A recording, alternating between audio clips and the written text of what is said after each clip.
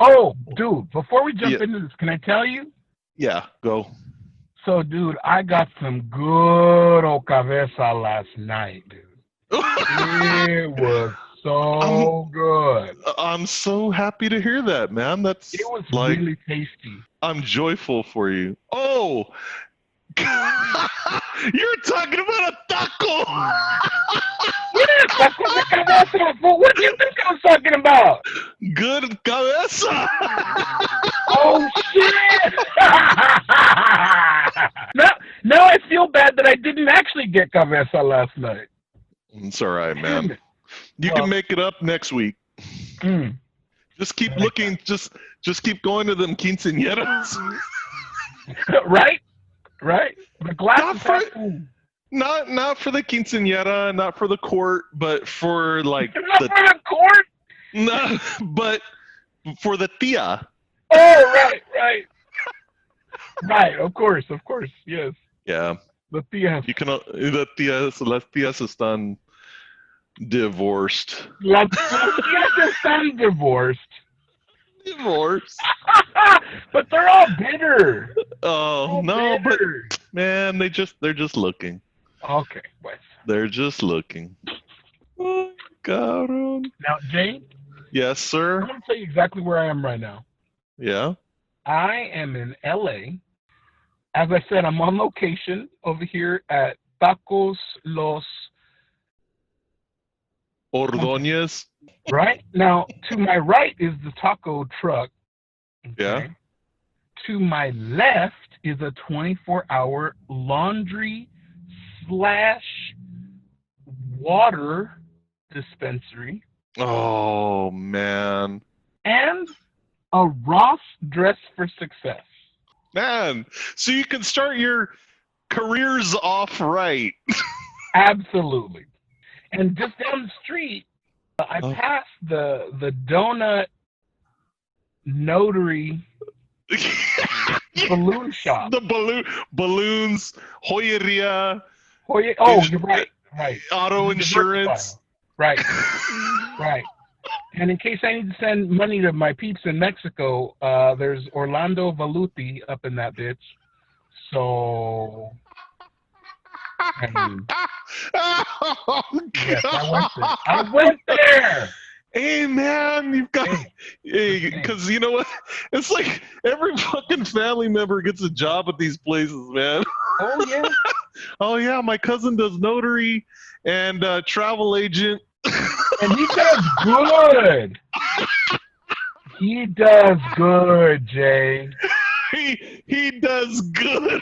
He does good. Oh my God! Stop!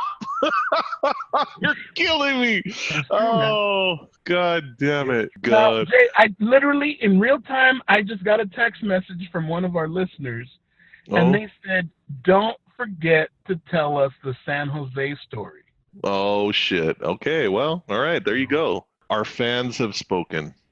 Well, I'm ready to kick this shit off if you are. Let's do this. Do you have any other production notes or any of that shit? No, Ready? do it. We'll go in 3, 2, 1. It's Taco Friday and the Taco Friday podcast. I'm your host, Jaydog, and this is my buddy Eric. What? Oh, he's barking today. Jaydog? Eric, what the fuck is going on, man? Oh man, Jaydog. Yes. I already told you, but I'll tell you again where I'm at. Yeah, you're on location right now, aren't you? I'm on location right now. You're in the fucking thick of it. Yeah. Down in the belly of the beast. Yes. Tell me where you are. I'm very close to downtown LA. Okay. I'm right here off of where the 110 and Vernon meet. Right here in this parking lot next to a taco truck of all places. It must have been so hard to find. You know what? No. No, it was not. It was not. I turned the corner and there was another one. Oh man, this taco truck is bomb, dude. Yeah. It's bomb, Nice. and Nice. they make What some bomb ass tacos here. I ate here last night, and it's so good. I came back to do this podcast with you tonight. Is it now your favorite corner? No. No, I didn't say all of that. Are you working your corner? Right?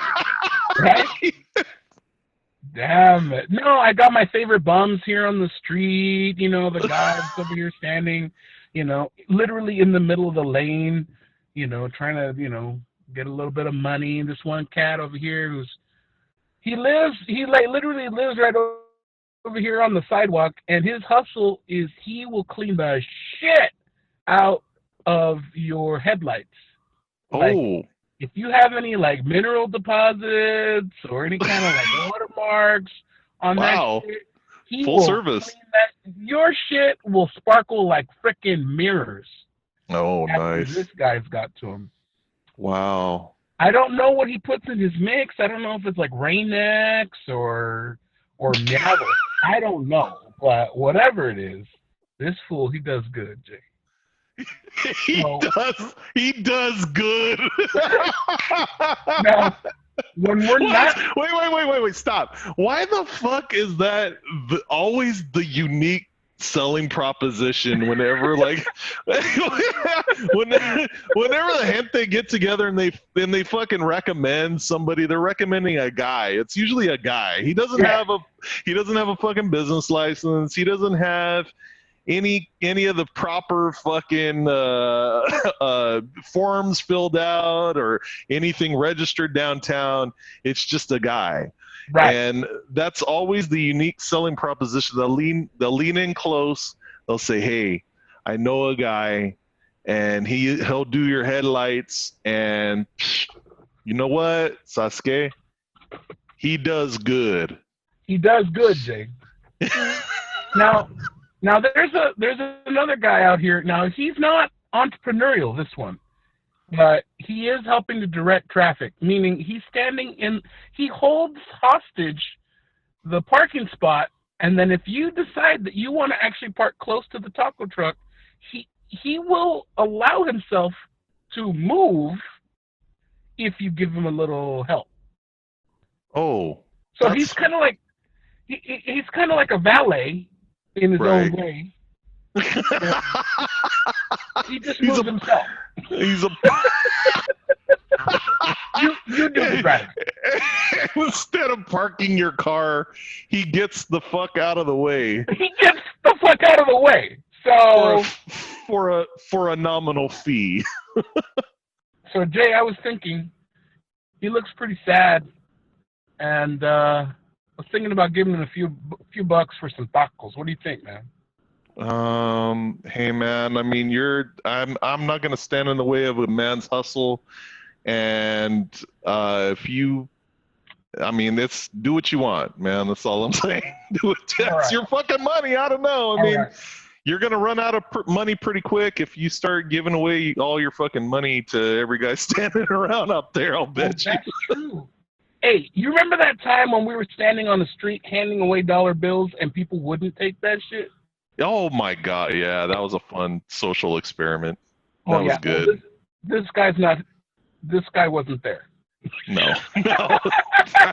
That guy would have taken that shit and fucking ran. Oh yeah. Oh yeah. All right, man. So speaking of running your hustle, man, I want to talk about the last bastion of entrepreneurship, true capitalism on planet Earth, Eric. I want to talk about the swap meet, the remate. Ah, Jay. It's a place that's near and dear to both of our hearts. It brings back happy memories and warms my cockles, if you know what I'm saying. Hey, wait a minute. You're my boy, but I don't want to hear about your cockles. Oh, don't lie to me. Yes, you do. Cochino. Hey, Yeah. lie to women. Don't lie to me, man. Don't lie to me. Okay, pues. Damn it. Jay, I have fond memories of the remate. Damn it. Why you gotta bring up cool old shit? Hey, man, it's just it's such a fun place. I mean, this is where your childhood experience and my childhood experience kind of converge, man. It's like Yeah. you and I feel right at home at Oh the yeah. remate. It's Oh like, yeah. I mean, it's just it's a beautiful place where money and deals and menudo Oh yeah. and churros and a fucking ride on a fucked up old ass pony. Just Oh they all hell collide. yeah. It's I where you can can go and get illegal fireworks in like yes, March. It's yes, where you can buy new sneakers and yes, socks. yes, You can get keys made, yes, and of yes. course, You can buy gardening implements and gardening. You can live buy. animals. You can get gardening implements and source gardeners at the same place, and it's not a Home Depot. I'm just saying. It's Oh all in no! one, man. Hey, It's Jay, all, yeah, Jay, yeah, hold yeah. up a second. Hold up. Oh, Here, yeah. bro. I'm gonna buy you a couple of tacos, but you gotta do me a favor. What? I need you to say hi to my friend Jay. This is my friend Jay. Hey, hi Jay. How you Hey, doing? what's going on? What's your name, bro? What's your name, bro? Man, my name is Eduardo. Eduardo. Oh, Eduardo, ¿qué tal, hombre? I'm surviving, but I cannot Yeah. say. Yeah, Uh, your friend is gonna buy me some tacos. Jay, I'm órale, gonna buy him pues. first tacos for tonight. Yeah, help get the ball rolling. God bless you guys, both of you. Órale, pues. Que le vaya bien. Yeah. Thank you, Papa. Hey, God bless you guys. Okay, Okay, thank you very much. okay, siente bien, siente bien. Hey, hey, man. Hey, there you go, Jay. All right. Well, hey, man, you're doing the public good, man. You're feeding the world. Well, you know what? I gotta say something real quick. Now, I know it sounds kind of weird, but a lot of people they talk shit about, like street hustler businesses and stuff. And this guy, I've seen him out here a couple times, and he's friendly. I've seen him actually go and help like old ladies, take groceries to their car and load that kind of shit. I mean, he's actually a nice guy. I mean, I suspect he's homeless and all that stuff, but something I do see, and people don't give this act enough credit. This man actively stimulates this local economy. Now, I know that doesn't seem very profound a statement, but those $4 that I just gave him, he's gonna go and spend at that taco truck. Now, I don't know what he's gonna buy or not buy. He may buy some cerveza later. That's fine. But the point that I'm trying to make is that Latinos stimulate the economy like crazy. All right. So I think that's my point, man. It's like when I go to the swap meet and I see all these fucking dollars changing hands, I see money moving, I see all kinds of deals being made, people arguing about prices and shit. Yep. People actively, I mean, standing in the corner and asking for money and being helpful, that's one thing, but you go into this huge concentration of I mean, they're professionals. These people are professional merchants. I mean, they go to send to sell things and to provide some kind of value for the money that is being exchanged.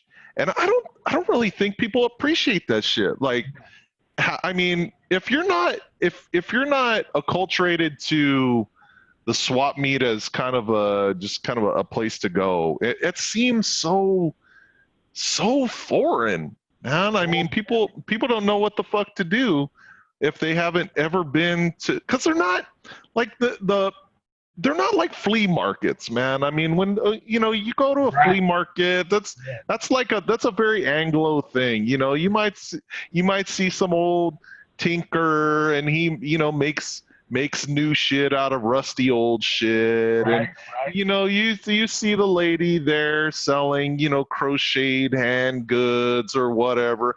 I'm not talking about a fucking street fair. I'm not talking about one of these kitschy bullshit. Oh, we sell a booth, and you pay for your booth and come down with your.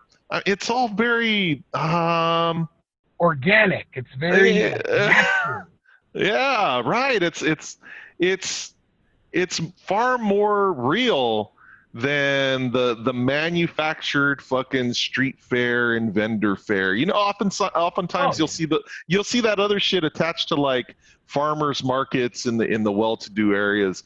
Yeah. I'm talking about headed down to some old fucking burned out drive-through, like the old drive-in cinema, where they've just got a fuck ton of like tattered, old, fucked up blue tarp overhang freaking booths and selling crazy shit, and it's everybody comes together and makes a little bit of money. And it doesn't cost a lot to set up your booth. No. You can go there for $10 or $15. You can set up your booth and sell whatever the fuck you've got. Maybe it's legal, maybe it's not legal. Like if you're still buying CDs and shit, you can go down there and get your fucking discoteca, but I for damn sure those CDs are not fucking legal. Like, just know that shit. Yeah, that's pretty safe an assumption. Yeah, pretty safe bet. Pretty safe bet. Yeah. That's the Mexicano version of Amazon. That's where you go for your medias. I mean, your medias. And your medias too, but that's the whole different right. But nah, man, look.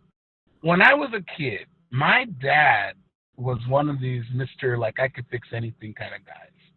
And he had a whole routine worked out. Here's how it went. So on Tuesday, now I'm talking about the cherry auction. Oh, shit. Let's get specific. We're going to get down to it. Now the cherry auction is a fucking religious experience for most people. Like you go there like as often as you go to church. Yes, I still tithe my 10% to That's true.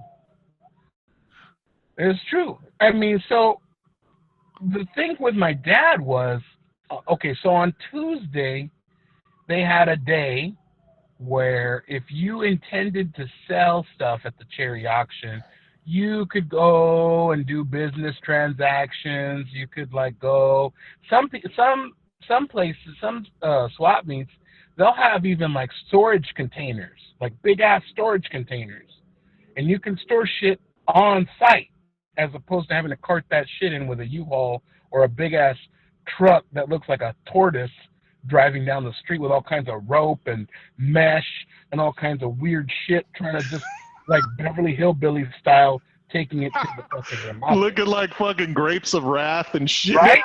All Buffalo and shit, trying to, Oh my god. It's true. You see like a fucking chair leg hanging out on one end and an old red sweater. Nobody gives a shit about it. I mean, some fucking piano with the keys half missing. Right?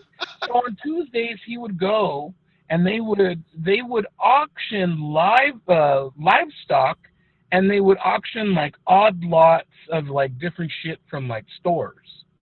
Yeah. And so he would go in and he would buy these odd lots of shit. And then he would either immediately resell it for its component parts, or he would take like furniture pieces that he would get. He'd go home, clean it up, fix it up, repair it, paint it, stain it, shellac, whatever the hell. And then by Sunday, he would be out there as a vendor selling that shit. And then as a little boy, that's what I used to do. That was my role in the remate experience, was to help him lay out all the shit in the spot, and we would sell shit. And there'd be days where we wouldn't make a whole lot of money, but some days you walk home with like $600-700 because you sold all of the shit that you've been holding out on, you know? Good times, man. It's good times. Well, it's a good place to make a dollar stretch too, because I remember, although it's a good place to get fucking burned too. I remember this very distinctly. So when I was a kid, all I wanted was a tape recorder, and I wanted to be able to record shit. I guess shit really hasn't changed. I mean, here we are sitting basically with a fucking digital tape recorder.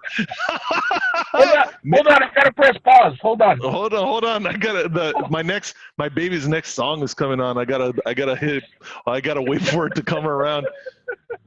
Hold on. Angel baby, my angel baby. Oh, we won't get in trouble for that, right? I don't know. Fuck. It was just a couple bars, man. I don't know. Yeah, no, I think you're good. I don't know. I'll have to consult with fucking Art LeBeau.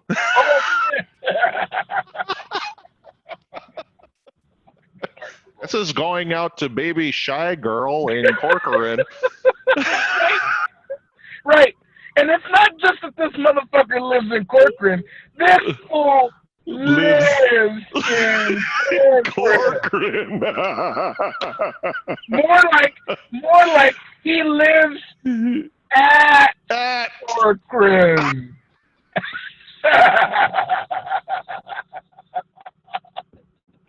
Oh my God. I can't wait until you get out. I'm missing you, my sweet baby shy girl. Anyways. La shy girl. Oh man, it's the shy girl. So, all right. So all I wanted was a tape recorder, man. I'm serious. Hold on. This one's going out to my girl, Little Giggles.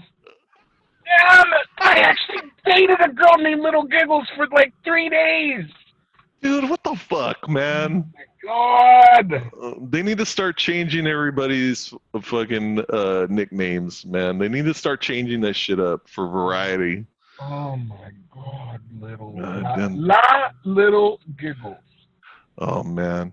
Oh. Hey, at least they stopped naming the girls fucking Selena.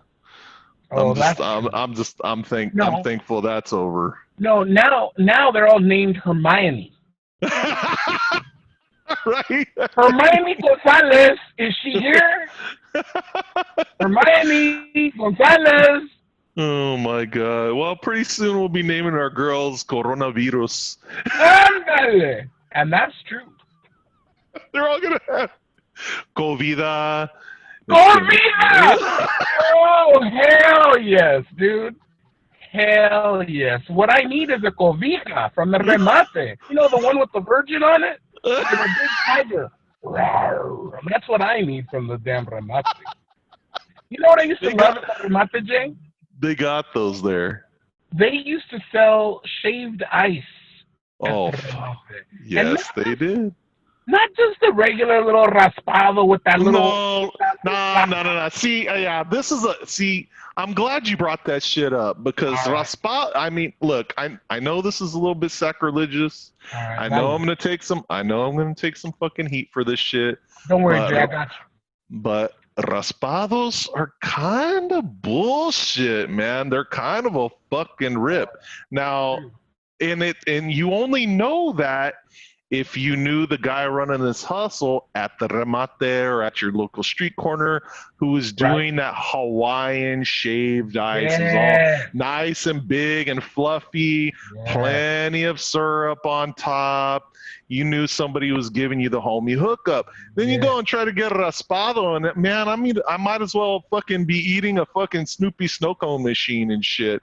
I mean, fuck That shit. Fuck that. I might as well get a bunch of ice cubes, put them in a towel, and just get them on the fucking counter and hope that they get small enough to eat like a snow cone. Órale, pour Kool-Aid on it. Pour Kool-Aid on it. Oh, It's a raspado, Kool-Aid! cabrón. It's a raspado, cabrón. You know Hey, what? cómelo, cómelo. Damn. Or those pixie Pixie sticks. pixie sticks. You just keep pouring the pixie stick powder Oh, on that shit. no. Oh, man. It's a That's fucking bad. ripper. Yeah, raspados are just bullshit, man. I'm sorry. Now, Jay, what about the plethora of piñatas and Mexican candy at the remate? Plenty of that shit. But you know what? I don't tend to fucking like getting lead poisoning, so I kind of steer clear of that shit. Damn it. All right, Jay, question for you. Yeah. What is your favorite Mexican candy? There is no Mexican candy, man. You know this. Come on now. Okay, well, hold on. Whatever I choose, it's gonna be some fucking combination of chile, lime, and salt. Because Okay, that's like 89% of them. That's Be more specific, please. Exactly. My favorite Mexican candy. God damn it. You know. Hold on. Were you one of those guys that used to like to suck on that damn mango candy with the chile, the sal, and the limon? Well, the mango candy just basically more or less has not as much sal and limon as it does chile. But yeah, right. the mango and the chile is a pretty good fucking combination. So you like that shit? Yeah, I do. Oh. Now what I fucking hate Hell. Now what I fucking hate is anything fucking tamarindo. That shit makes me retch. I don't know how fuckers eat that shit. But you know what? Okay, so this is funny as shit. Now I'm brown as fuck. Now I don't like tamarindo fucking candy, but when I go to the Indian food restaurant, I sure as fuck put some of that tamarind sauce on my shit, and that's but that's different. It tastes a little different. See, the tamarindo candy to me tastes like fucking rotten plums. Well, that's true, especially that bullshitty ass pulpy. Yeah, the one that they put in that little sealed plastic bag, and they just expect you to suck on it. Oh yeah, well some of them they wrap a fucking spoon that's dipped in that fucking tamarindo, and then they call that candy. Oh hell! I think we've all just been told, "Hey, mijo, it's candy," and then shut the fuck up, and then like we just accepted it as candy, but that shit is not fucking candy. No, that's true. That's true. You know what my favorite Mexican candy really is? What fucking is now and laters. Now and laters. Hell yes. Hell yes. Now that's a real fucking Mexican candy. Now, is it now and laters, or is it now or laters? It's now and laters, man. Read the fucking package. It says now and laters? Now and laters. It's not now or later. Ahorita y más rato. Más rato. So it's kind of like smile now, cry it laters, now and laters. That's right. It's Cholo candy. It's Cholo candy. Drive by now or drive by later.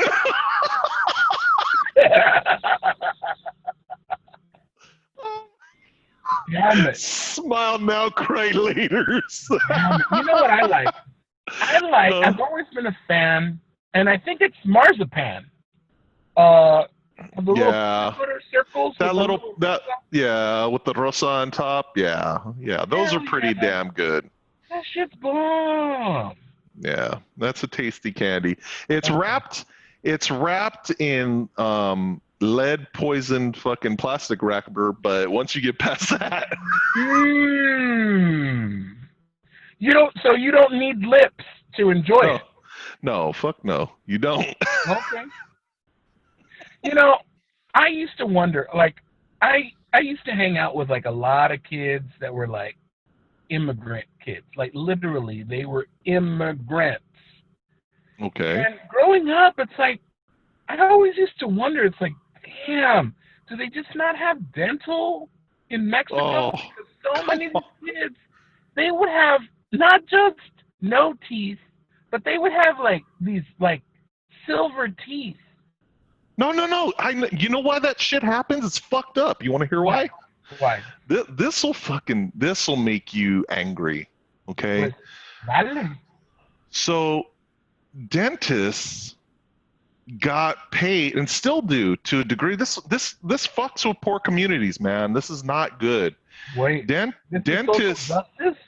yeah, believe it or not, man. Fucking listen up. Now All right, I'm not trying to be fucking Mr. Activist, but this is fucked up shit. All Listen. right, let's hear it. Let's hear it. So dentists get paid like per fucking tooth. And it's like they got to get all their money that first time they see that kid, because they might not see that kid ever again. This might be their only trip into the dentist. So we're just going to fucking knock them all out, and we're going to cover them all up in silver, and we're going to do them all right now. What? Yeah. Now, I mean, fuck that shit. Like, poor communities suffer from some fucked up, like, dental hygiene, because, I mean, that shit costs money. Man. And, they're baby teeth, so they're not as, valuable, so they're going to follow out anyway, right? So it's like, you got to prioritize that shit. Oh, am I going to go in and pay to have, regular dental work done? Or am I going to let the dental coverage that I get through whatever county services or whomever handle that shit for me? But the dentist is not incentivized for dental hygiene and health. They're incentivized to do these procedures and put metal in these kids' mouths. So they fuck them all up, and they knock them all out. They make them all numb for protracted periods of time. They hold their mouths open forever, and then these kids end up being afraid to go to the dentist.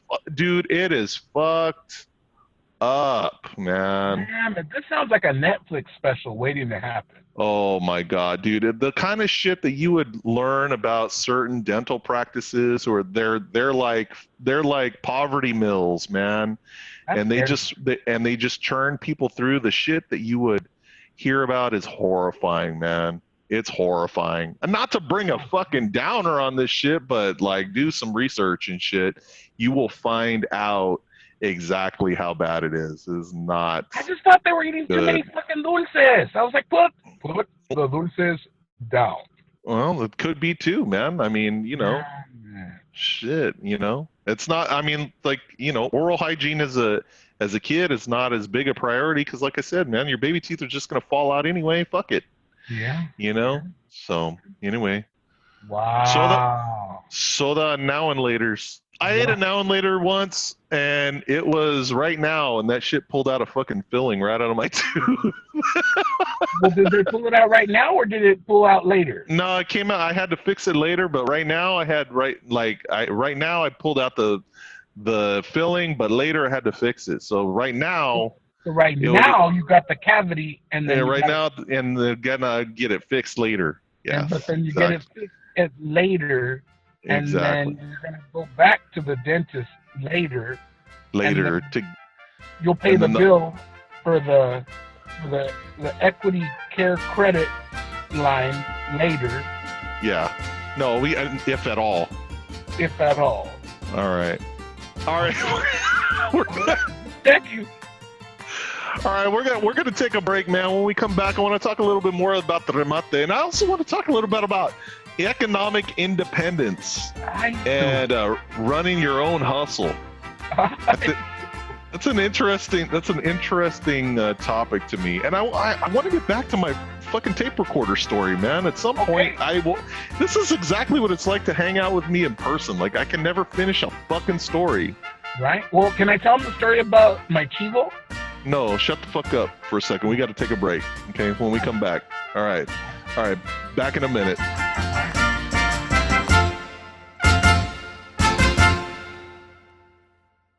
Taco Friday and the Taco Friday podcast with Jaydog and Eric. Last segment, we really got into, I don't know, man. I mean, pura pendejada every time we talk. It's like, I mean, why the fuck does our shit go off the rails? I don't know, man. It's conversational ADD. I don't know what the fuck is wrong with us. I really don't. But we talked about, we started getting into the mate, all the benefits of the mate. I was talking about when I was a kid, I really wanted a tape recorder to just record my thoughts and whatever was on the radio or whatever.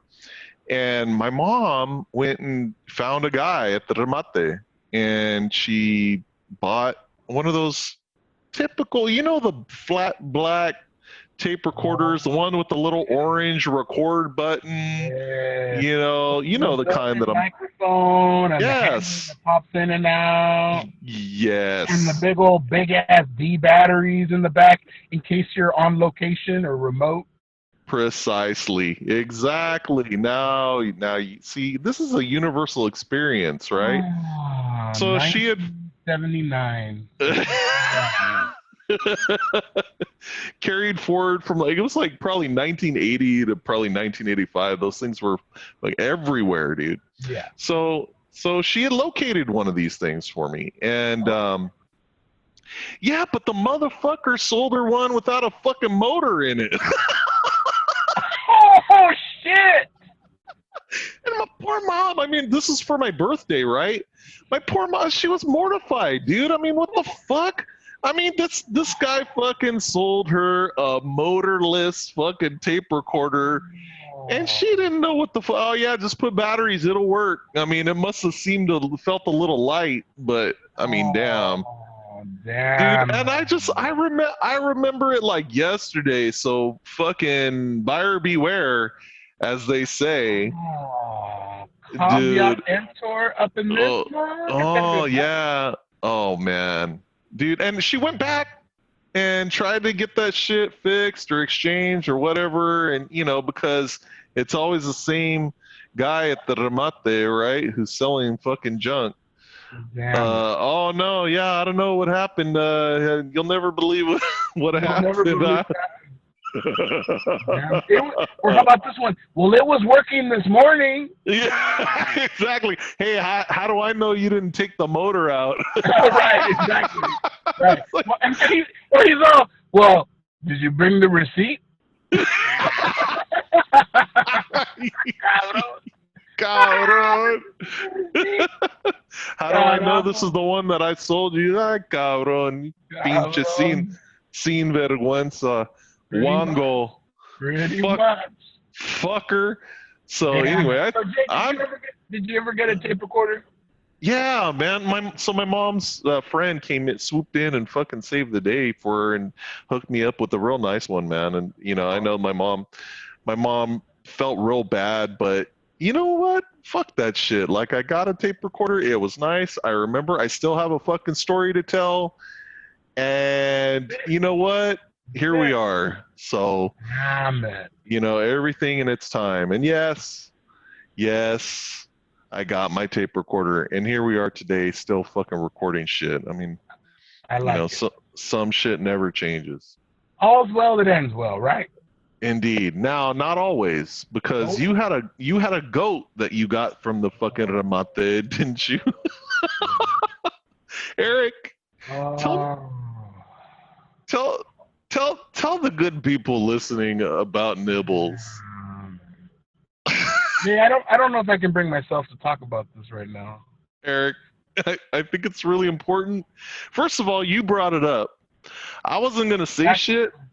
But you brought that shit up, and that shit. I know it brings a tear to your eyes, but this shit is funny as hell to me. There's only two things that make me want to cry, Jay. Vicente Fernandez and stories about my goat.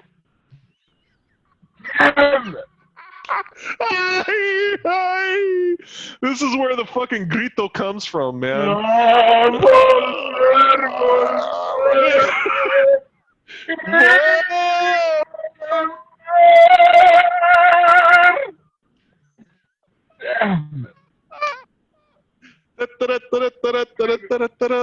All right, so tell me.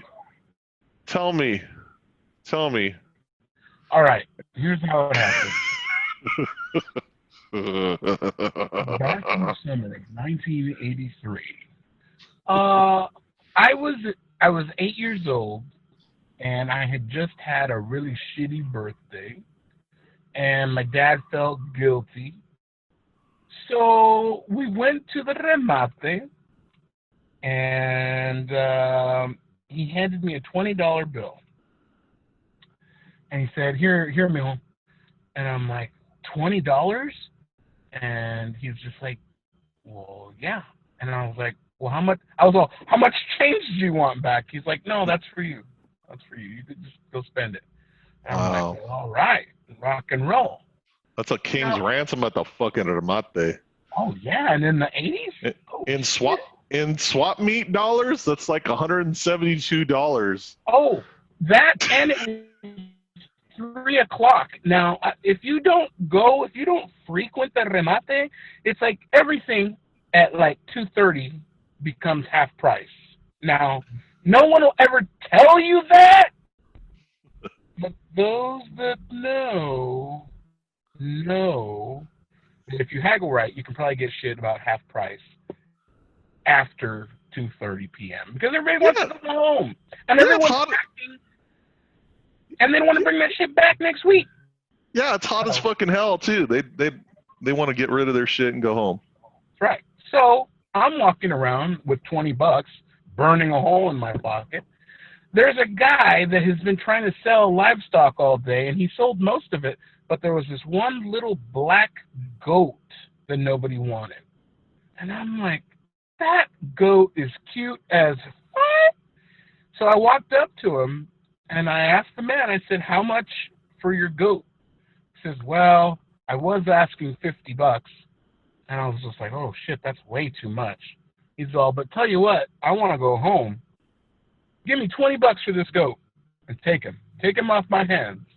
Now, when you're 8 years old, all you're thinking about is what is right in front of you. You're not thinking about the ramifications of your actions. He asked me for $20, and I had $20, and the goat was cute. So you guess what happened? Did he give you 3 magic beans with it too?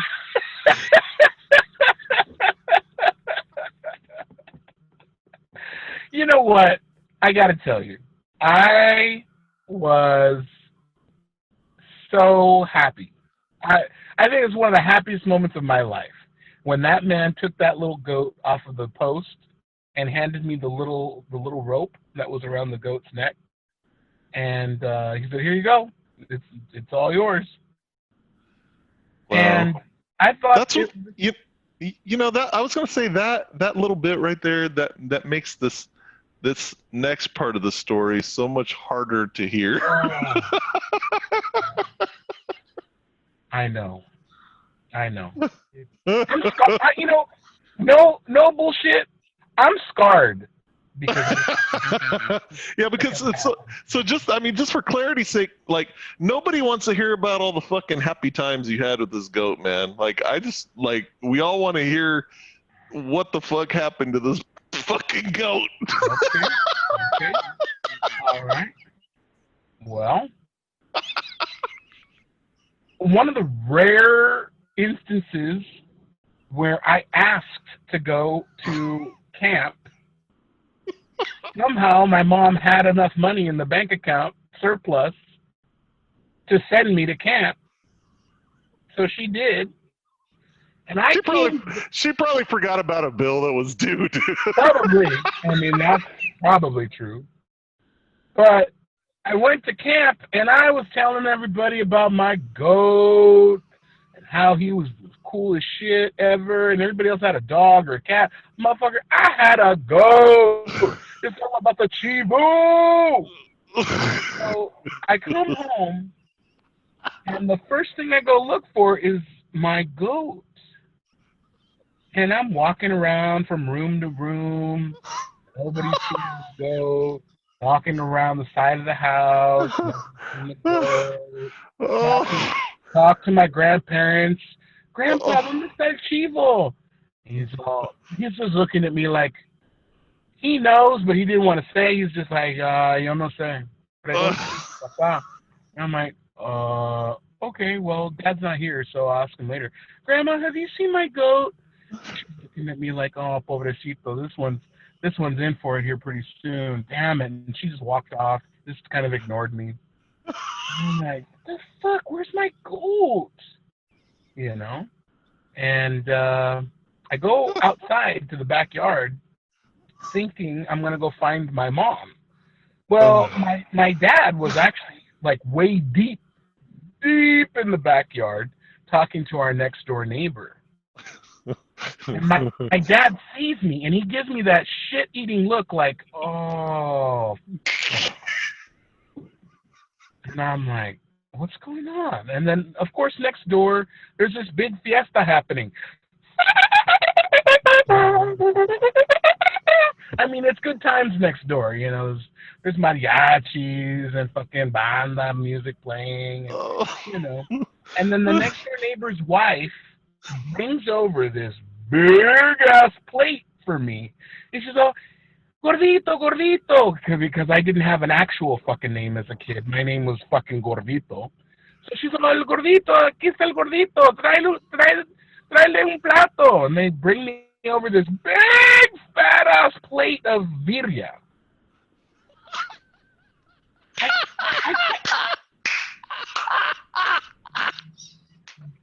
I can't, Jay, you're going to have to finish this one off, man, because I'm getting all choked up.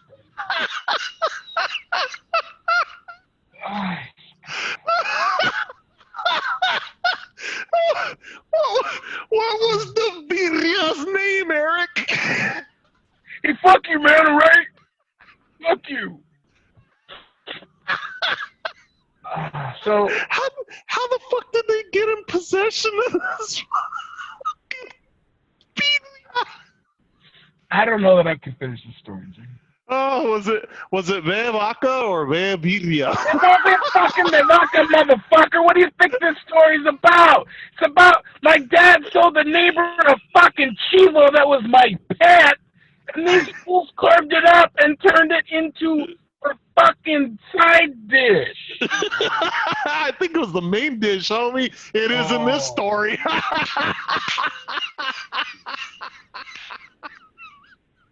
You know what, Jack? I can't do this right now, man. Oh, man.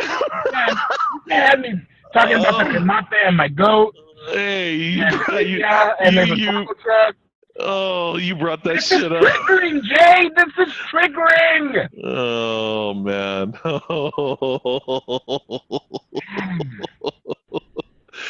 They ate your fucking goat, man. That is fucked up. What, did your dad owe him money or what? What the fuck? Dude. You know, the fucked up part is he blamed me, all right?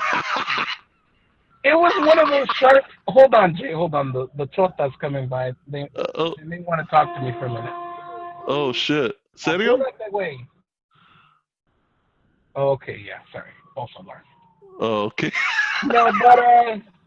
No, he blamed me, man. He's a victim shamer. And he's all, well, Eric, you did such a good job raising this goat.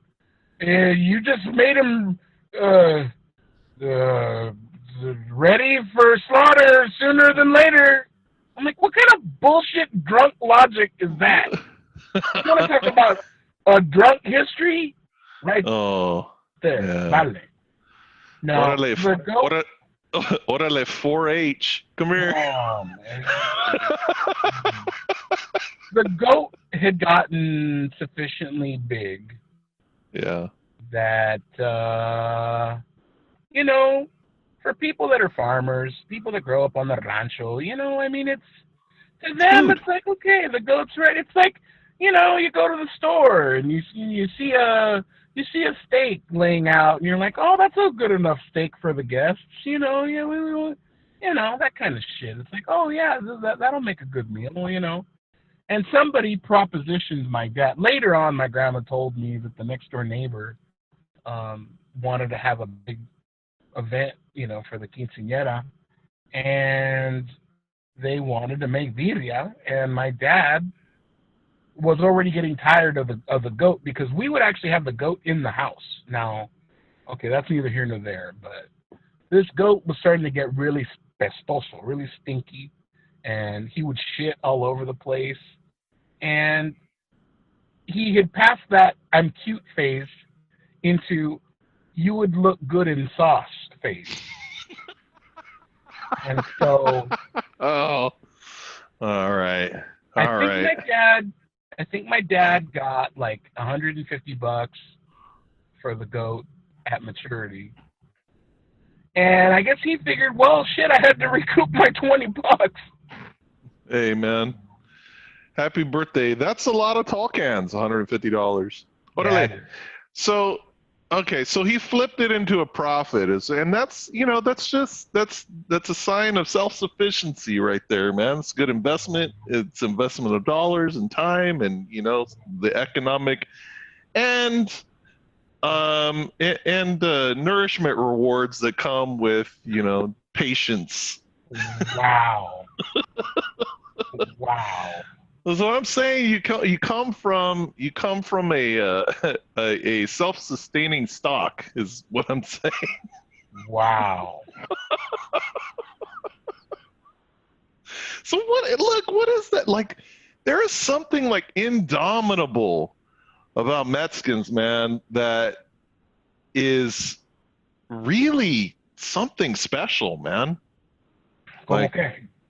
well, there's this huge sense of like self-sufficiency, and you just got to make ends meet no matter what, Yeah. and you got to do what you got to do, or however you want to phrase it, right? I mean, that's got to do what you got to do, Yeah. taking care of business, Yeah. running your hustle, Yeah. handling your shit. I Yeah. mean, it's phrased in a lot of different forms, and it all boils down to the same shit. Yeah. It's just kind of an interesting. It's not particularly like idiosyncratic of Mexicans, right? It's just it's such a it's unusual, I think, in how it manifests um Yeah. in Well, in the community. Like it's really kind of unique.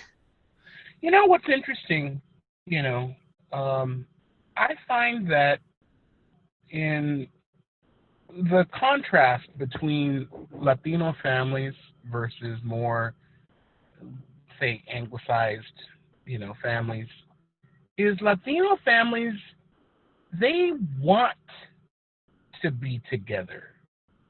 I mean, many times they're forced to be together because of finances or whatever, but very often they want to be together as a group.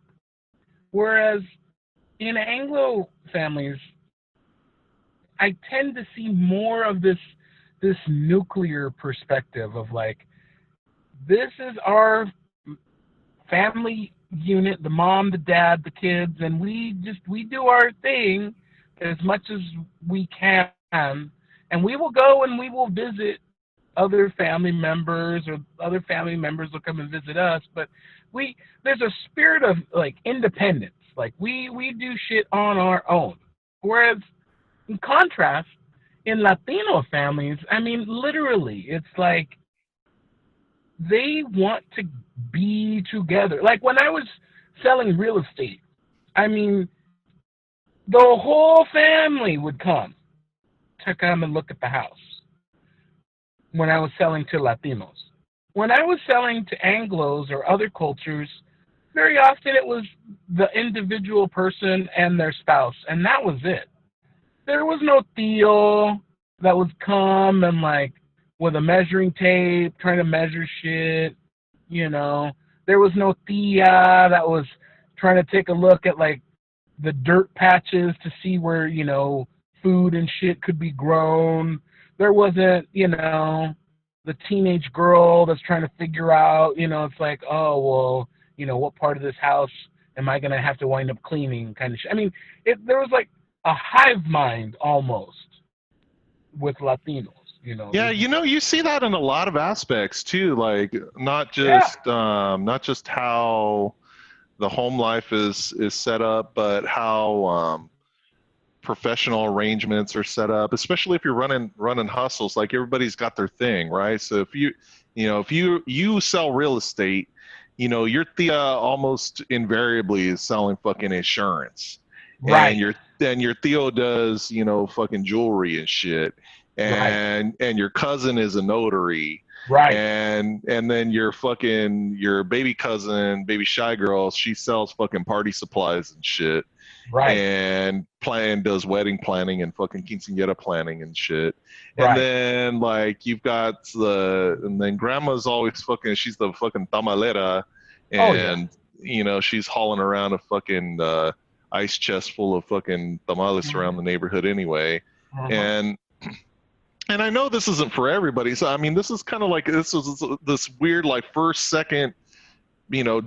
generation, second generation kind of Yeah. familiar structure. Yeah. And then it's like everybody kind of leaves that kind of baseline, merchant class kind of run your hustle kind of scenario. Then they start working for the fucking county and shit. Then they start, Right. then they set up their nuclear family. But you can't quite leave your existing like upbringing, so it all still kind of circles back, and old habits die hard.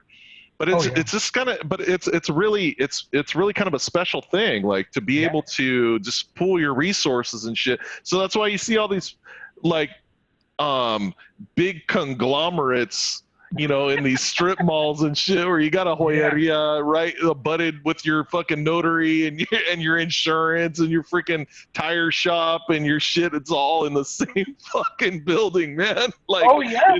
it's crazy. Like it's a really unique experience. It's like, what the fuck does any of these things have to do? What does my travel agent have to do with my fucking jewelry salesman? Right. Exactly. Like, and I can buy piñatas here too. I mean, fuck, man, what don't they have? Right. It's all these disjointed services, but somehow it still strangely works. It's so That's bizarre. It's a true. thing. It's a thing. It's a fucking meme, dude. It's true. Okay, Jay. Name something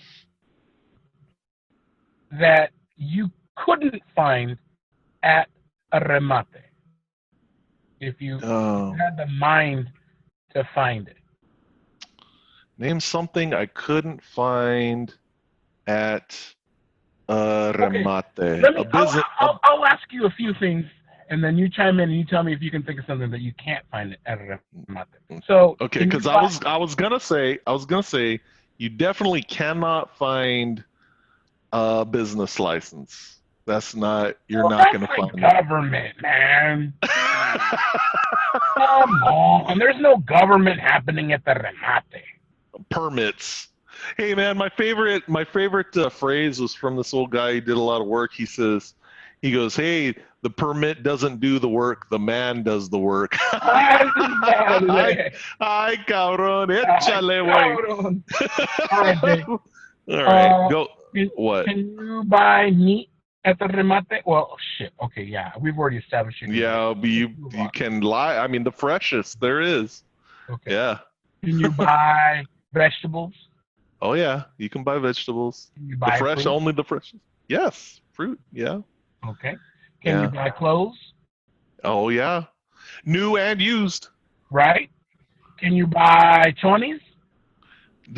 Buy the fucking gross if you want, like Right. 144 pairs at a time. Right. Can you buy furniture? Damn right, the biggest and the smallest. Can you find a realtor? Absolutely, you can find three at least, one Can in every you row. can you get your windows tinted? Yes, absolutely. And you can go down the way and get your rims too. Right. You can get rims and then another couple stands down. You can get your stereo put in. Right. Now I don't know what truck those speakers fell off the back of, but you can get them. Right. Can you buy a refrigerator up there? Yes. Now it might not have a condenser in it. I mean, you might get that shit home. Be like my mom with the motorless fucking tape recorder. That's true. That's true. You can get ripped off there, but Yes. you can get some good deals. You can get some good deals. Could you buy a car there? Absolutely.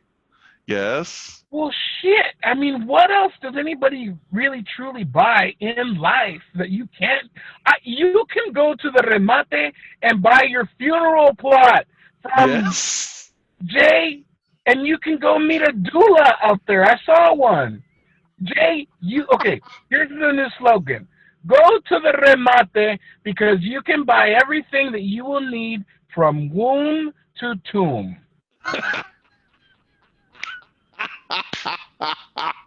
What do you think?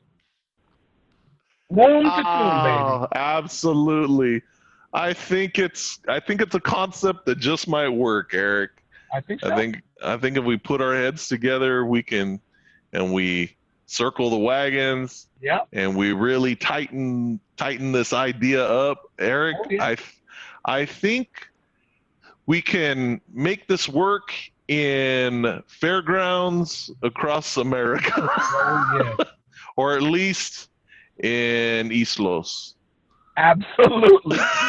Absolutely. Now, what about menudo, Jay? You can get. I was just gonna say, man, the only place I can count on, like real, like grandma style menudo, I can find it at the remate. Pretty Yeah, much. yeah. I mean, there's no shortage of taquerias, Mexican restaurants, whatever. You know, I mean, we've already been through that, right? Right. And most of them sell menudo on Sundays only or whatever, Saturdays, Sundays only, hangover days. Right. Yes, exactly. But I mean, they don't get the menudo right. It's kind of usually a little kind of, pink eraser texture, like it's a little rubbery. Like they cook it a little too long or too fast or whatever. Some are okay. Yeah. But at the remate, there's one spot, man. It's my spot. And you can either get a small for a particular price or just for a couple dollars more. You can get all you can eat menudo. Right. And Savsuke, that shit is on fucking point. Hell yeah. Hell yeah. Hell yeah. All right. Wow, Yeah. That's true. Yeah. Yep. Yeah. Eric, I want to talk about. So we had these girls that we went to school with. Everybody had one in their class, at least one, and she was the loudmouth chick that said, "You ain't gonna try to tell me something." Yes. I want to talk about this loudmouth bitch in the next segment, man. All right. Generically speaking, because I think she might have the right attitude when it comes to like American exceptionalism, rugged individualism, and getting shit done. In the next segment, Taco Friday podcast.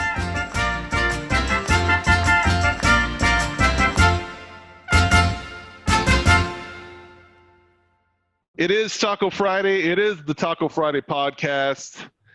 And Eric, what was the fucking deal with this loudmouth ass bitch in everybody's fucking school or classroom, or maybe there was more than one, that would get just pissed when you would try to tell her something? Oh yeah. I mean, what the fuck is up with that shit? There's always one. I used to think it was me. Like, I thought she had something against me. Like, I would tell her something like, "Hey, bitch, put down the Aquanet." You're killing the fucking ozone and shit. But then she'd be all pissed off, and then she'd be like, "Why are you trying to tell me something? Why are you trying to," and I'm like, "I'm not trying to tell you shit, but could you just like roll this shit back a little bit? Could you just God, dude. Yeah, because we all got to breathe in this world. Right? I Fuck. need that ozone. You're taking my share, bitch. Fuck on that. Yeah, Damn man. it. Ah, man. No, man. A lot of I don't know, man. I know what you're talking about. It was definitely a sentiment that you Yeah, had to navigate. you do, man. You have to like it's almost. I don't want to say you got to walk around eggshells around walk on eggshells around certain people, but um, it's kind of interesting because like, and you want to ascribe that shit to a particular kind of Latina, but it's a very American sentiment to not like being told what the fuck to do. Like we do not Oh yeah. like being told what to do in this country. And I No, think no. it doesn't take long to acculturate to that shit, you Oh know? yeah. Nah, I think there's some. Okay, now I can't speak for all parts of the country, but I will say this. Like, okay, for me, the way I perceive it is like there is like a Mexicano mindset of like there's still very much the concept of el rancho in a lot of Mexican Americans. And I guess it's the same way with, a lot of Anglo Americans too, where it's like they're very much connected to like country and western and like that, the west, Mm, that pioneer kind of spirit, like mm, I'm gonna mm. go I'm gonna go start a homestead somewhere. I always hear Mexicans talking about, quiero comprar un ranchito. I want to start a little fucking ranch somewhere. And when you think about what does it mean to start a ranch, you want to go find some plot of land somewhere, have a house on it, and you want like your own livestock. You want to grow your own crops for shit. You want to be completely off the grid wherever and whenever possible you Mm. know there's this mindset of like sustainability. It's funny. I would never normally ascribe the concept of sustainability as we talk about it in like regular day to day, but that's really kind of what it's all about. I think that there Yeah. are a lot of Mexicanos or Mexican Americans that are focused on that. I want to be sustainable. I don't want to need anybody else. I want to be fully encapsulated in my own shit. Now, I may have 14 of my cousins living with me, and we as a collective are sustainable doing our shit, but, I don't know. Maybe I'm wrong. What do you think? No, I don't think so, man. There's like this general. It's also like an overall like frustration of shit not getting done. So it's like, okay, if shit's not getting done, I guess I gotta fucking do it again. Move, stupid. I'll do it. Right, Just get the fuck out of here. I'll fucking do it. right, Just move, right? right, right. So, and I think that's like that's not that isn't particular to like Mexicanos, it's particular to a just an overall, like you said, self-sustaining type of personality.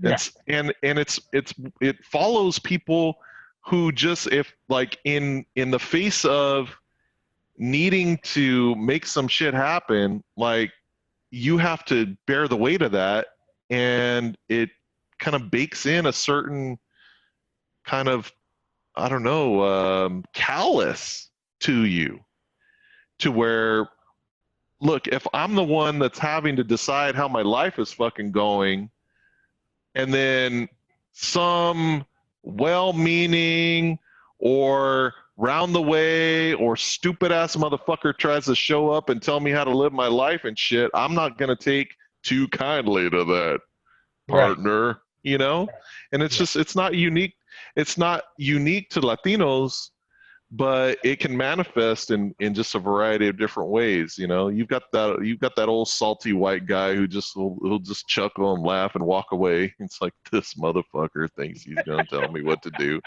you right. know. Right. You've got the loudmouth Latina who's going to say, fuck you. You're not going to try to tell me something.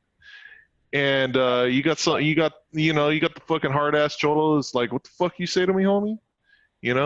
Right. Yeah. Fuck you. What the fuck you say to me? Like, we do not like being told what to do in this country. Yeah, it's true.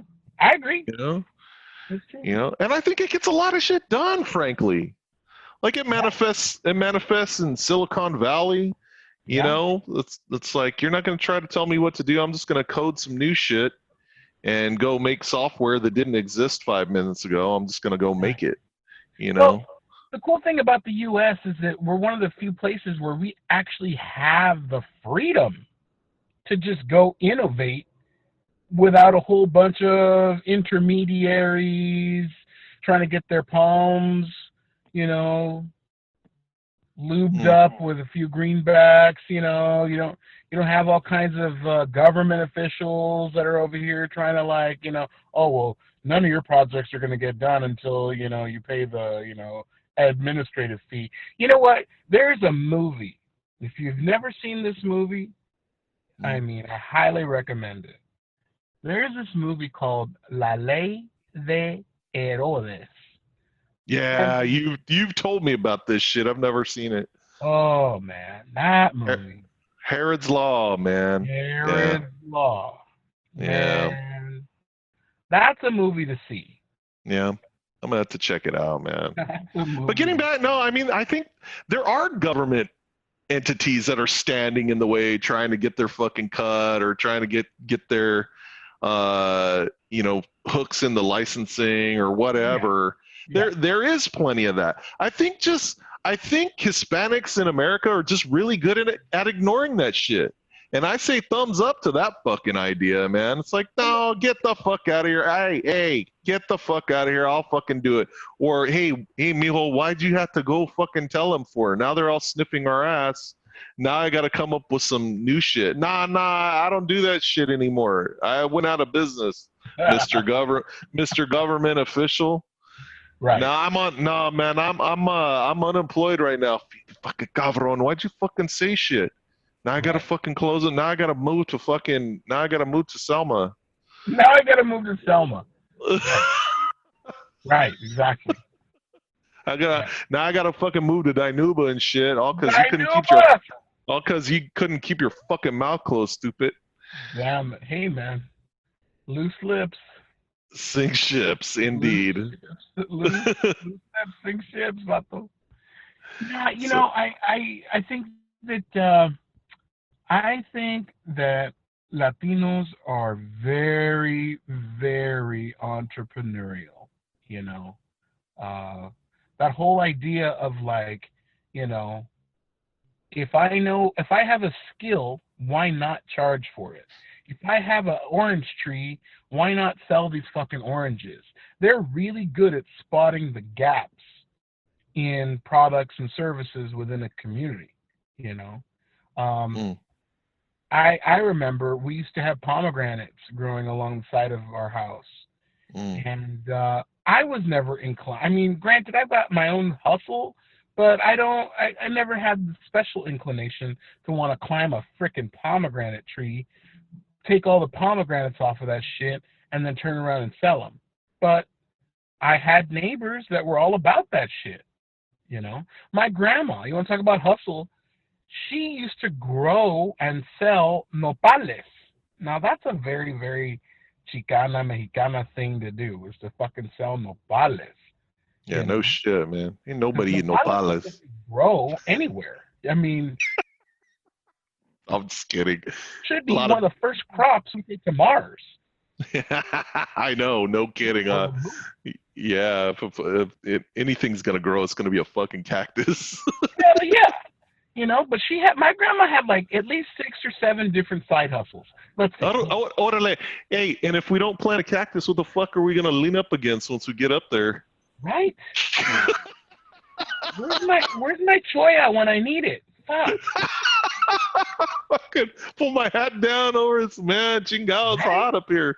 God damn. Right, it's hot up here. Damn it. I'll be on the space station trying to find a fucking cactus. Damn it. But yeah, no, my grandma, she used to have a bunch of hustles. Let's see. She used to sell fabric of all fucking things. She used to buy and sell fabric. She used to Mm. sell nopales. She would watch kids for money. That wasn't like a primary thing, but I mean, she used to make money doing that. She used to sell empanadas.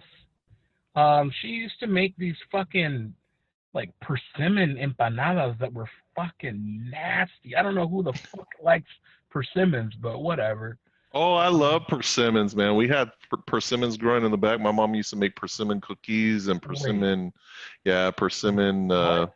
pasteles. Oh yeah, they're the shit. Oh, you know what? But I can't do but it. hey, but no, but you know what? If you cook it all fucked up, it tastes like dirt. Yeah, persimmon, man. You gotta wait till that shit gets all mushy.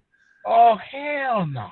Oh yes, sir. That's some good shit. And you That's shut the fuck dirty. up. Hey, That's see, dirty. no, see, you're trying to tell me something right now, and I don't fucking Nah, like it nah, nah, nah, nah, nah. about I'm okay, man. persimmons. Persimmons are gross. Dude, I'll fucking throw gloves over some fucking persimmons. We're gonna have to fucking settle this out in the front yard. All right, whatever. Mm. You can have all my persimmons. O- Llévatelos.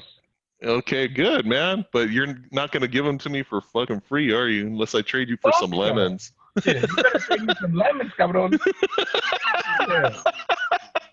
So, okay, so, fíjate, would your grandma ever have considered the notion of somebody rolling by and saying, "Oh no, you can't do that"? Of not being able to grow and sell nopales? Or whatever. Pick one of her hustles. Watch kids, sell fucking persimmon cookies, whatever the fuck. Would Hell no. that wouldn't have even run through her mind? Oh, you can't do it. Pa qué? Why? No. Right? Like, why not? No. That wouldn't No, have even crossed her mind. she would just look at you. Yeah. Wouldn't say shit. And then she'd like close the door. Like when the Jehovah's Witnesses would come by the house and they would like trying to tell her about religion. Oh, have you read this Awake magazine? And she would just stand there and look at them. Yeah. And that was So it. she don't believe in that shit that you can't No. do that. All right. All right. So you and I used to go around the park, Yeah. Eric. Yeah. This is some good time. Now it's when you start kind of wandering around and working your hustle and those first dollars start kind of rolling in. Mm-hmm. You and I used to go around the park Yes. and sell fucking balloon animals and temporary tattoos. Yeah. Like a couple of fucking Mexicans, man. Oh yes. And it was glorious. Yeah, it kind of was. That shit was glorious, man. I mean, there was nothing freer, and we would have not given a second thought to somebody telling us, no, you can't do that. I mean, it was just like, why the fuck not? We didn't ask anybody's permission. We just went out and just saw if we could. I mean, some months that shit, I remember that was the only way we could fucking keep the light bill turned on, you know? That's true. Paletero man. Paletero man. Paletero man. Dude, I know, man.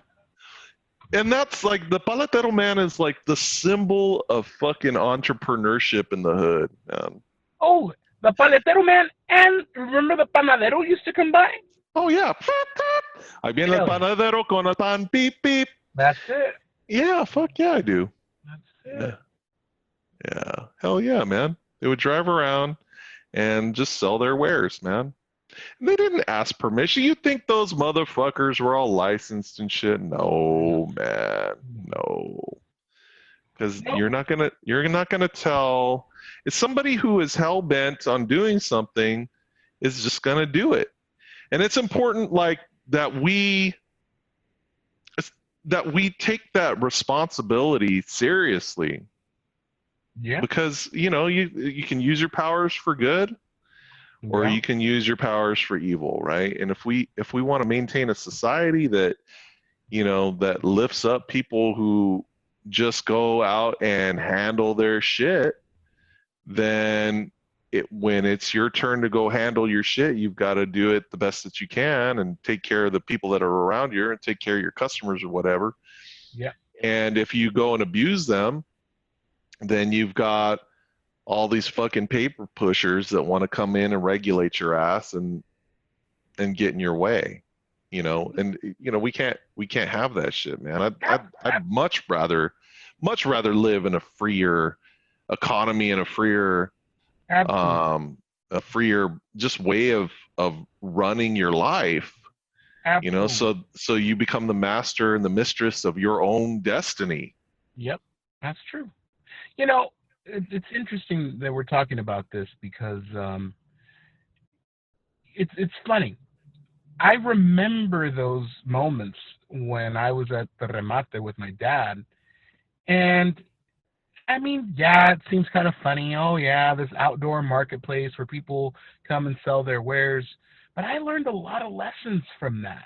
I learned a lot about what a marketplace is. I learned a lot about salesmanship. I learned about distribution methods. I learned about the importance of selling things that people need. You know, um, I think a lot of times people get caught up in this idea that they want to sell some shit, but if there's no quote market for it, then you're wasting your time. You know, and I think the beauty of micro enterprise, all the wonderful things, the lessons that you learn from micro enterprise, you then can take into larger scale enterprise. Yes. Do you know how many fucking like waspy old white guys who are running corporations would pay to get kicked in the teeth to learn the lessons that you could learn at the fucking swap meet? Oh yeah, I I think a mean, lot of employers, that's the it that a lot of employers are looking for. yes, That salesmanship, yes. that's that it. And a lot of people, unless you get your hands dirty in it, and I'm not saying do anything illicit, but I'm saying unless you're on the ground in it, working your hustle, you have to develop your hustle muscle, and it is a And muscle. yeah, totally.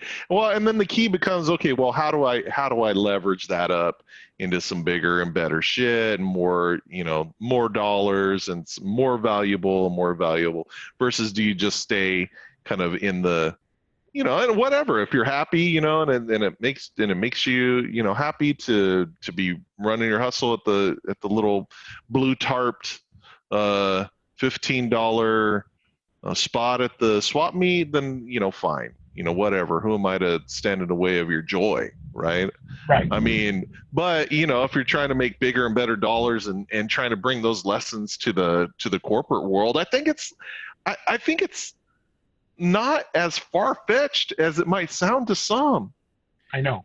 I Like totally agree with like I you. said, these corporate types, man, dude. People who graduate from Haas School of Business and Stanford Business and Wharton. I mean, they would pay money to go slum it and get the shit knocked out of them, get kicked in the dick at the fucking swap meet, and really Yeah. learn what it's like to sell. Yeah. You know, and really learn what it's like to actually have to, you know, make your money to make ends meet in the belly of the beast that way. Absolutely. Absolutely. When I was at the remates and I was actively involved in selling at the remates, for me, I mean, granted, it was a way to make money, but it was also a way to stay very, very in tune with my clients because Mm, that is precisely where you hear the chatter. You hear mm. people talking about, oh, I like that color. They may not ever say that to your face as a vendor, but you get to hear it as chatter. Mm. You know, if somebody walks past your product and they kind of, snub their nose at it and whatever, and then you hear them kind of chattering, it's like, oh, that I would never pay $14 for that. I might pay 12, but I will never pay 14.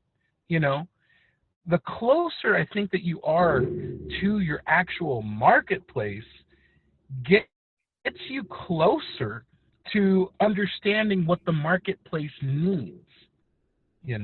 I think a lot of times people just guess. They're just putting shit out there and hoping some shit sticks. These people that are going to the remates on the weekends, they know what their market wants. And if their market has a want, they make it clear to the vendors that are out there, hey, we need this shit. Get it to us. And the first one to get it to us, we will give them our dollars. Yeah, true story, man. The rubber meets the road at the fucking swap meet, dude. That's it. Yeah. All right, well, speaking of the rubber meeting the road, we promised our listeners that we would tell them about a special road trip that you and I took to a special place called San Jose. Oh, man. And I'm not talking south of the border, San Jose. I'm not talking about Costa Rica. I'm talking about San Jose, California. You'd have thought we hopped into the car and driven straight into the Twilight Zone. Oh, yeah. We did. We're gonna talk about that ignorant motherfucking trip after the break.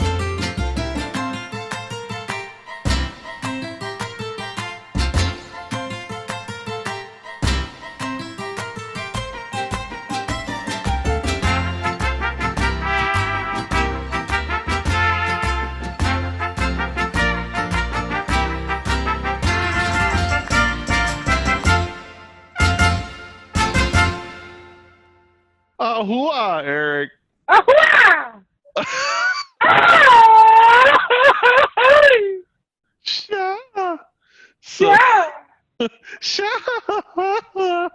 So, Eric. Yeah. All right. Now, what people need to understand? You and I got history, man. You and I got history. And Eric, anytime I've ever gotten into any fucking trouble, it's basically been with you. I mean, I'm not. Why we bullshitting? That's great to hear, Jay. And I'm glad we've been friends too. And anytime I've ever regretted something, I've always had you by my side. Jay, you remember that time when we were meeting with those officials at City Hall, and I was about to say something, and the chair exploded? Yes. And I started cracking up, and we're surrounded by a bunch of fucking government wonks, and they're all concerned for your fucking well-being, because your fucking fat ass is all sitting splayed out on this fucking government issue fucking broken ass chair. And all I did was, I wasn't even professional about it. I just started fucking cracking up. Oh my God. No, you're not. Oh, I didn't even hold it back. Oh shit. Good times, man. Good times right there. Good times. Yeah, good times. Just like a couple of best friends and be not the least bit concerned about their other friends' well-being. Fuck that shit. Just the comedy value alone on that shit. Everyone's like, oh my God, is he okay? I know, right? And I'm on the ground all dazed. I'm like, what just happened?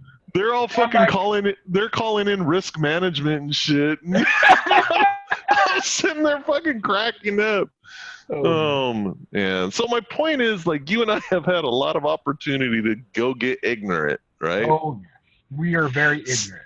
So much so that when we take road trips together, we have called those trips ignorance trips. Yes, because we were going to drive until we were sufficiently ignorant. Right. Well, it's kind of, there's a little bit of a double entendre there, because it's like we're basically like ignorant of the destination. Right. We're ignorant of like how much gas it would take to actually get there. That's right. I mean, or there's a whether lot the of car was in good enough repair to get us there. yeah, no shit. Like ignorance is bliss is what I'm getting at. Yes. And it's always been a good time, like to go on an ignorance trip, right? Oh. Yeah. So, I mean, now any number of our interactions in the car could be termed ignorance trips. I mean, there's the time where we're driving in your fucked up ass Honda Accord hatchback. Her name was Ethel. Okay, I'm sorry. Hey, I mean, no disrespect to your old lady like that, but hey, man, like, look, so this fucked up ass, you couldn't even start that shit in first gear. First, it was a manual transmission, right? So you couldn't even get that fucker rolling in first gear. You had to like rev up that engine and shit, and then drop it in the second. After it kind of got and then the one clunk, and then you throw it in the second, and that shit would start. Right, the shit would start moving. So we're driving. There was a time when I had to start the engine that way. Yes. Yeah, well, I remember it clearly. All I know is that nobody else could drive that fucking car. Like your mom was glad to unload that shit on you.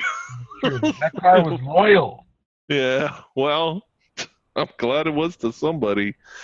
So we're driving around once, and like you used to like to pull off at yard sales and shit. Speaking of the mate, like you would like little roadside yard sales and shit, and I'm with you at this one, and they're selling stuffed animals, and they were selling this big ass fucking stuffed banana. Yes. Right? Yes. Now I'm a fan of bananas, Jay.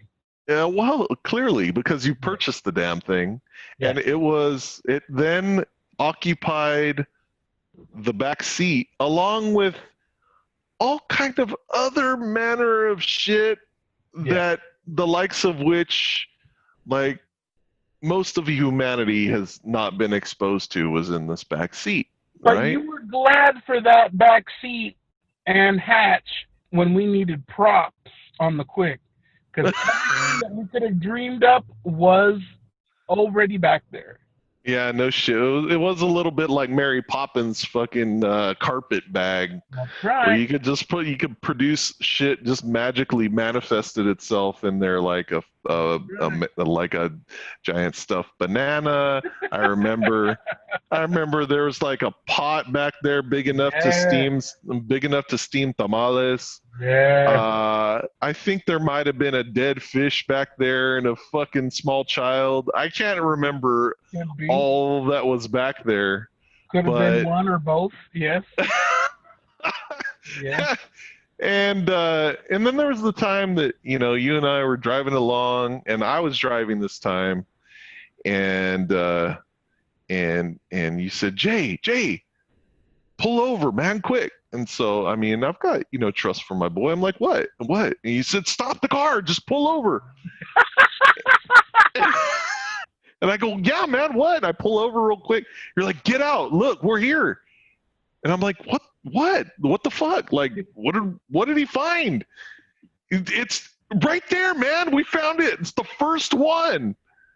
We finally found it. Yeah. And we're standing in front of the First Church of Christ. The first. You motherfucker.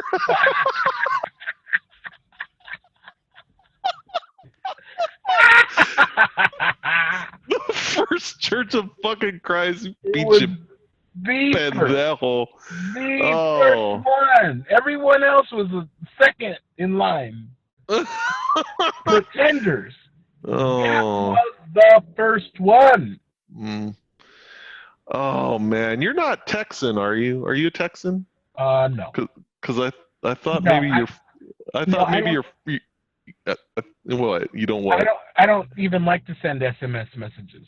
Oh no, Texan from Texas. Oh, yeah, no. No, because I thought maybe your first name was Ben and your last name was Tejada, Ben Tejada. Ben Behala. Nice. Nice. No, my last name is Deco.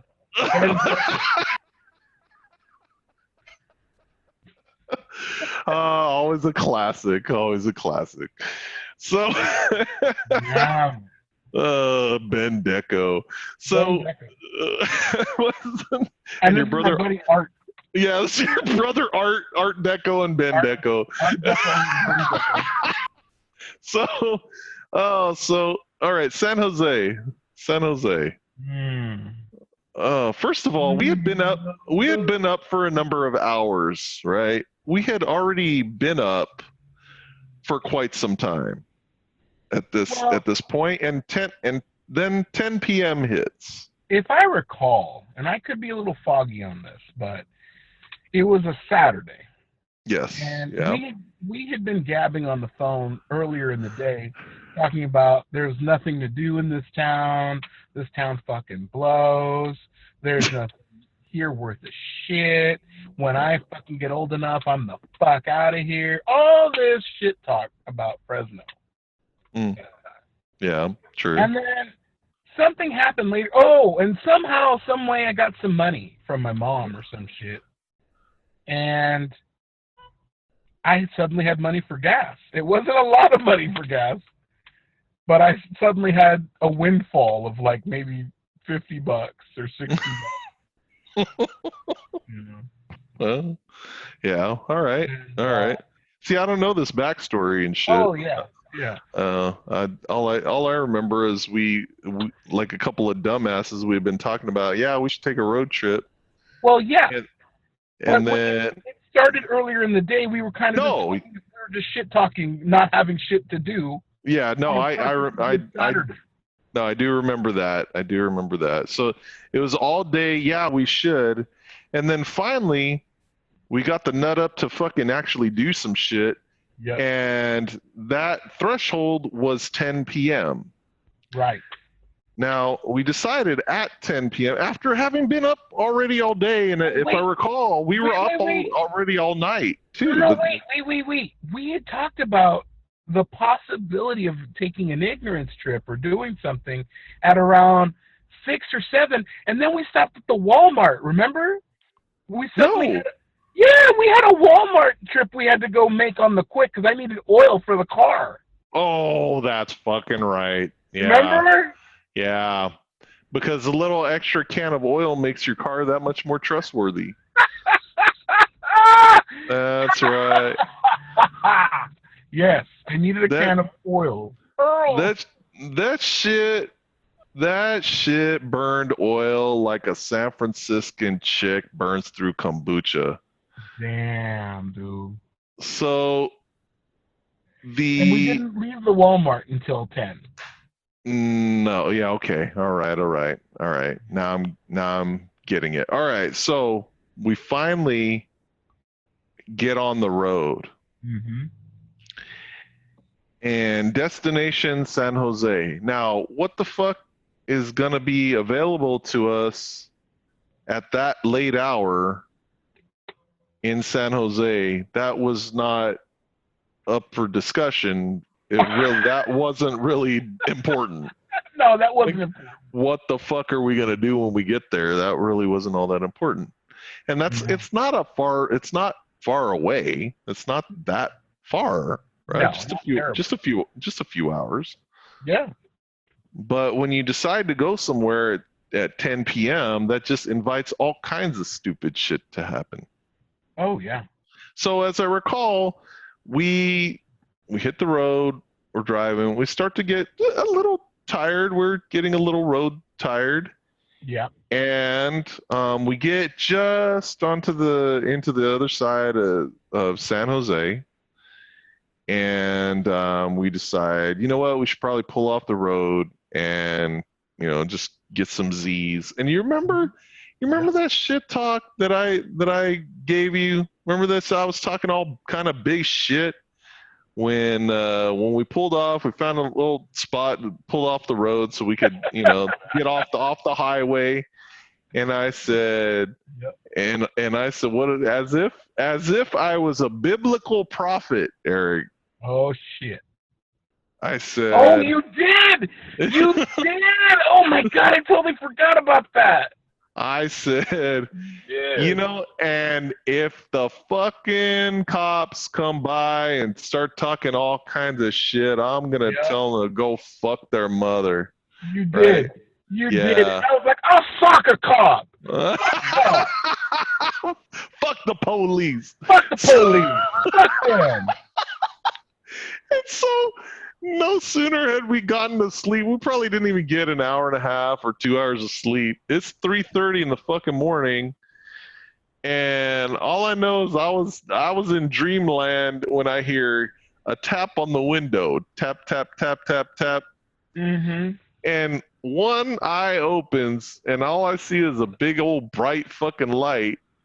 Right, and Mr. Big fucking Talker is staring down the freaking mag light of one of San Jose's finest. Absolutely. All we heard on the window was... Yeah. Oh, damn it. San Jose Police Department, can you roll down the window, sir? Now, fortunately, I mean, you had one of those fucking hand crank windows, so we didn't have to turn the car on. Right. And me, I'm like, oh.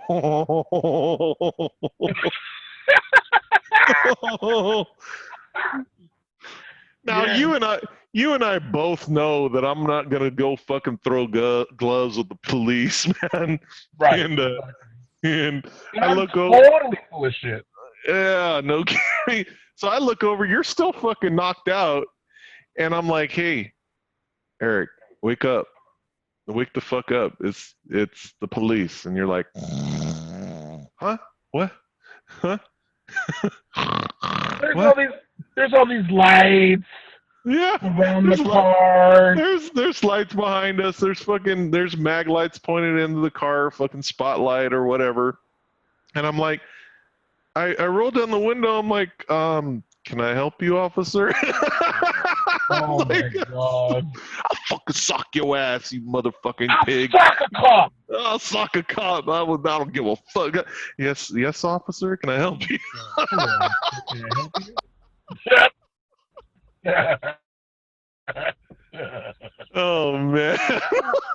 Damn. So he starts jamming us up and starts asking you for the registration and shit, and you hand over all your credentials. I give him mine and stuff, and he starts questioning us. Where are you guys coming from? We tell him that pendejo, I mean, we could have said some shit like, I don't answer questions, I don't submit to search.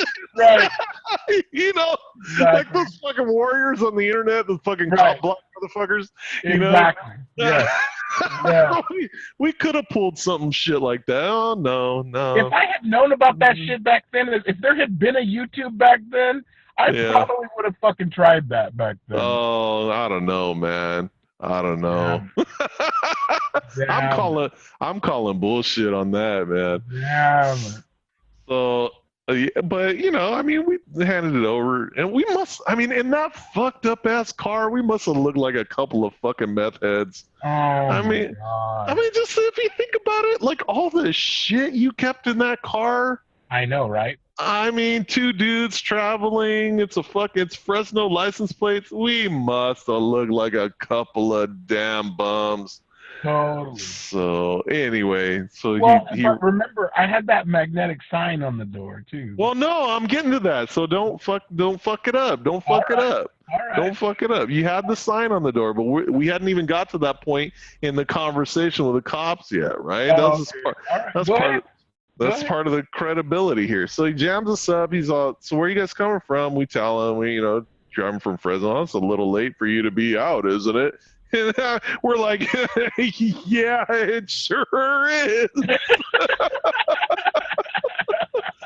well, what are you guys doing here? Well, we got started getting a little tired, and we wanted to be responsible and not be tired on the road. So, we pulled over and to get some sleep. Giving them the story. I mean, it was 100% true. He was looking at us like, you two can't be this fucking dumbass. Like, are you like, something doesn't fucking add up? And yet, right. So he's like, so I mean, what is it that you guys? He's doing his cop thing. Ask well, what do you do for a living? Where you going? Where you been? What do you do for work? And you said, actually, sir, I'm a professional clown. Now, I know he wasn't buying that shit. He's probably thinking, you two are the scummiest fucking clowns I've ever fucking seen in my life. And yet, it does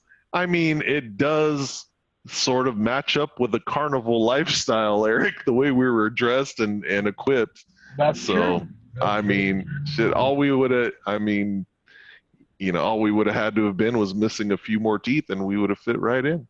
Absolutely. Absolutely. So then he asks you, he says, are you sure? And then you set out to prove it, and you did your famous lip horn, right?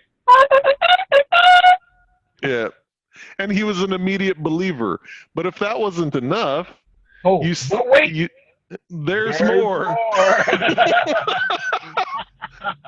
You Ron Popeiled his ass, and you said, take a look at the door, sir. And on the side of the door, as though we should have been proud to ride around in that fucked up hoopty of a fucking car. You had turned it into a company vehicle. That's right. With some magnetic signs that proudly displayed your clown name. That's right. And so he calls back to the cop, to his partner who's sitting back at the cop car. He's got his light trained on the car. And he says, well, we got a couple of clowns here. and the guy's partner says, oh yeah? And he says, no, literally. We got two clowns here. Literally, we have two clowns here. Like you're describing some, like, what do they call it? Perp? Perps? Yeah, he's describing the perps as a couple of clowns. Yeah. We got a couple of clowns here. Oh, yeah? No, really, we've got a couple of clowns here. Of the Ringling Brothers variety. Right, of the Ringling variety type. Oh, my God. That was crazy. Man. So he gives us a stern warning. Well, we saw the plates come back to Fresno, so we thought maybe the car was stolen. It's a notorious spot for dropping off stolen vehicles that you guys are in. So we'd suggest you move along. No, wait. You can't move the story along quite yet. What? What did I forget? You remember he asked if we had any weapons? No. I'm getting to that. He hadn't let us go. That was right before. Okay. Because that's the question they ask you right before they let you go. Okay. All right. Okay. So go ahead. What was the question before I let you go? Do you have any? Okay, so the Chivo leans in, right? And he's already got his face in the car, looking around. Yeah. Smelling for weed or whatever, All he smells is my BO. Yeah, your BO and that rotten fucking pizza in the back. Right? And he looks at me. Because I'll never forget, he turns and looks at me with that look of like, do you guys have any weapons in this vehicle? Yeah, guns, knives, bombs, weapons of mass destruction. Right. He goes through his list. And I look at him like, no, sir, no knives, no guns, but there's a vicious, I don't know what came over me to say this, but there's a vicious man eating banana in the back seat. And there was this carnival prize sized banana centered square in the middle of the back seat. And I will never ever forget the shit eating grin of that banana. Because as he turned and looked and he saw the banana, he was completely deflated. Oh man! Completely deflated. Like, what the hell is going on here? I just saw a couple of clowns. Oh man, that's one of those stories that he went back and said, "You're never gonna believe what happened at work today." But you guys, as Jay will tell you, the plot thickens. So you said, well, so you suggest we move along, and you look at me and say, well, Jay, you know, I am getting a little hungry. I think it's breakfast time. There's got to be a Denny's around here somewhere. So I'm like, you know, Eric, I think you're right. So we start the car and get the fuck out of Dodge, and we start driving around. Now, I don't even know what came over me, but what ensued from then on, I can only describe as a fucking rolling fugue state. Like, it was so surreal. Yeah. That moment on. When I think about that moment in time, all I can think about is like how bees navigate and yes. how they tell other bees where the flowers are. Yes, exactly. It's complete instinct. Yeah. So we get into downtown San Ho, and we start just driving around. Now, mind you, like, this is before the days of fucking GPS. Like, we didn't even have a Thomas guide or a map to fucking guide us around. We're just completely like going on instinct. We had to use the force, Jay. Yeah, it was the force, man. So we start driving around, and you're like, I don't know. I think there's got to be something around here. And we're driving and fortunately, like, San Jose is basically grid. You know, their streets are basically on a grid. And I'm like, Eric, turn left up here. And you're like, what? I'm like, just turn left. So you turn left, and I'm like, look, there it is. Yeah. I had no idea why we were supposed to turn left there, but we turn left and headlong into a fucking Denny's. That's right. Now we get into the Denny's, and Denny's around this time had a public relations problem. Right. With people of mixed backgrounds, communities, and heritages. Let's just say, they had quite a reputation, and a number of our friends, you know, had trouble getting served there. Let's just put it that way. You know, and whatever. You know, the company, you know, addressed it basically, and I think they got their shit straight. But at the time, it was, you know, I don't know, mixed reviews. Let's just say that. So, you know, they got their shit together finally, but not then.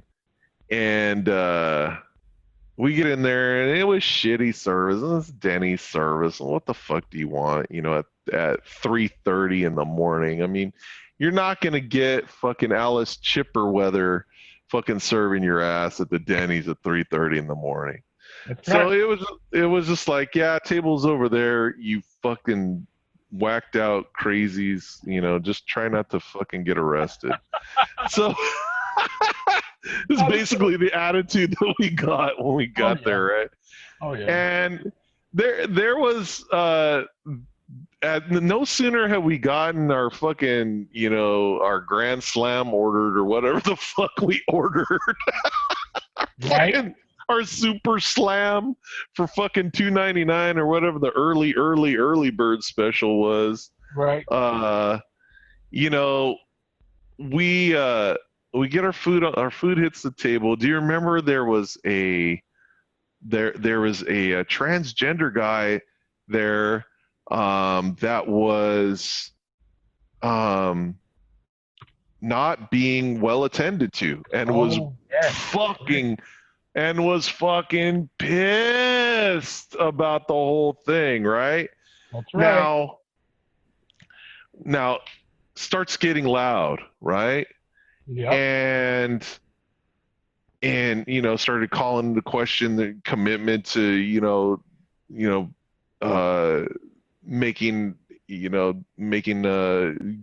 providing good service to people who don't look like you and all the, oh my God. Well, yeah, and then you didn't want to pay the bill. Right, yeah, I didn't want to pay the bill because, felt like, she was, mistreated and all kinds of shit. And they weren't standing for that. So then guess who they call? They call the fucking police, right? As people are wont to do. And police come get involved. That's right. And she's making a huge scene, right? That's right. And who comes in but fucking Roscoe and Robert or whoever the fucking cops were that knocked on our window, and they look over the fucking corner and see us sitting there. And we're just trying to eat our pancakes, right? Yeah, we're just trying to eat our fucking Grand Slam, and we both look at them like, and we just shrug our shoulders like, yeah, you know what? What's a motherfucker to do? They're like, they look at us like, oh, you two fucking clowns. But we told them we were going to Denny's, and by God, we sure were at fucking Denny's, weren't we? I mean, credibility's a motherfucker, right? It's too ridiculous to be believed, and yet here we are. So, all right. So then, what the fuck did we do, man? I mean, we got the fuck out. We had good enough sense to like fucking just down our food and get the fuck out of there because I didn't want to. I didn't want to fucking participate in any stupid bullshit drama. Right. So we didn't need to be interviewed like, well, what are you guys doing here at this Denny's? Exactly. Oh man, hey man, you just fucking talked to us like 30 minutes ago, man. Like, hey, right. Yeah, right. Fucking act right. Right. So we pull out, and now we spend, God damn, dude, we're going to spend all fucking night telling this story, I just realized. Well, now, okay, so we left the Denny's with no particular place to go. Right. And that's when we started making our way towards, like, I guess, what was downtown. Right. Yeah, well, we were in it. I mean, we're, a stone's throw from San Jose State. Yeah, right, is where that Denny's is. So. Oh, okay. Oh, you've been back since? Oh, well, I know, man. Hey, look, and like after this trip, I feel like I have genetic fucking memory around San Jose. I can just get around San Jose now without a fucking navigator. Like I just know where shit is magically. That's like I didn't grow up there, didn't spend any time, like really, like I just know. It's ingrained. You just know now. I just know now, yeah. I love it. All right, well, where are the good tacos in San Jose? Oh man, there are no good tacos in San Jose. Oh. You got to go to just fucking forget it. Yeah, just fucking forget it. Go to Gilroy. Go to Gilroy. Okay. Well, I'll get a garlic taco. Yeah.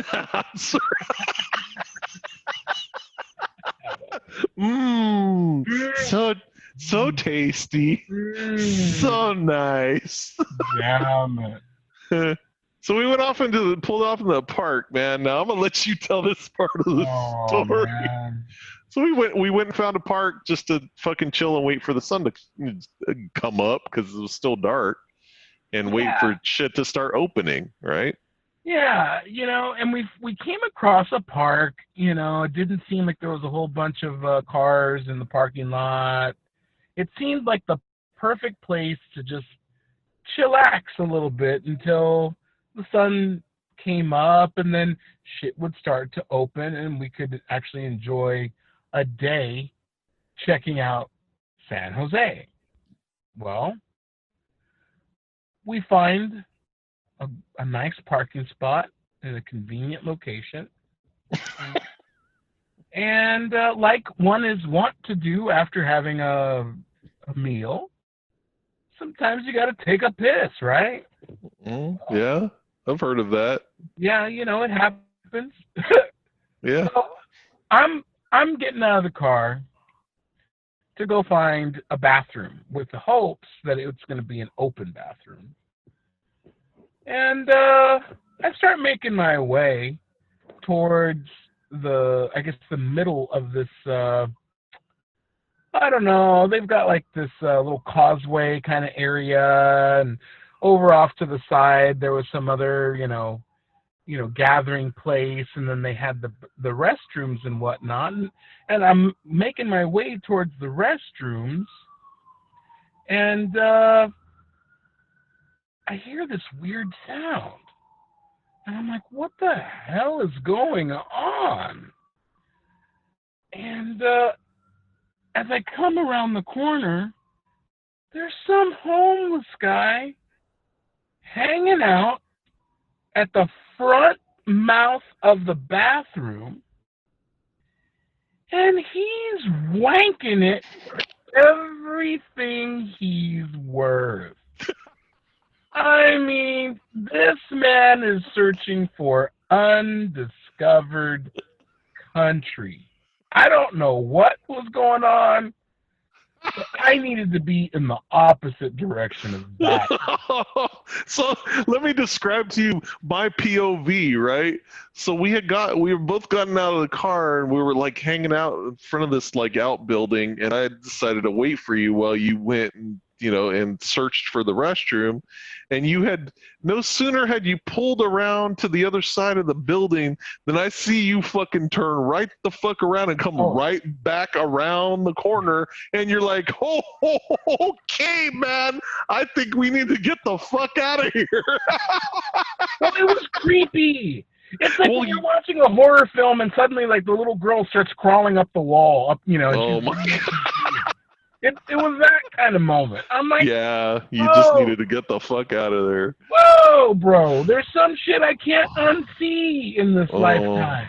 Oh my God. Yeah, it was a little traumatizing. Yeah, that was. So we trolled around, just waiting for the sun to come up, waiting for shit to open. It's Sunday, nothing's fucking opening, but we managed to figure out that the Rosicrucian Museum was opening, and now, mind you, at this point, I'm starting to get pretty tired. Like I'm pretty beat at this point. Like, we didn't even we had maybe an hour of good, not even good sleep, just sleep, and I'm getting pretty tired. But we're like, okay, well, fuck it, in it to win it. So we had a trip to the Rosicrucian Museum where we learned to write in hieroglyphs. That's right. And we bought some groceries and made a nice poor man's fucking bologna sandwich out of a French bread and some fucking bologna. And I remember that. Yeah, and made that shit out in a parking lot and thought we were eating like fucking kings for $2. And then and then we made a trip to the technology museum. Now at the time, like that shit just was not fucking impressive. No. Like, I remember they had some artificial intelligence that would sketch your face, automatically unassisted, and then it would hand the drawing back to you. And it just looked like a fucking triangle and 3 lines. And we were supposed to be impressed with that shit. It looked like they were using like that old ass programming language called Logo. Yeah, Logo. Yeah, right. Draw that shit. Remember? Yeah, I do. I do. We're like, we fucking paid $10 to do this shit. I mean, get Oh me yeah, the fuck out of here. So, not impressed. Let's not just say. impressed. No. No. And we're tired and pissed as it was You anyway. know what? Something occurs to me. I think that trip single-handedly totally fucked up our whole mindset about Silicon Valley. Oh man, it did.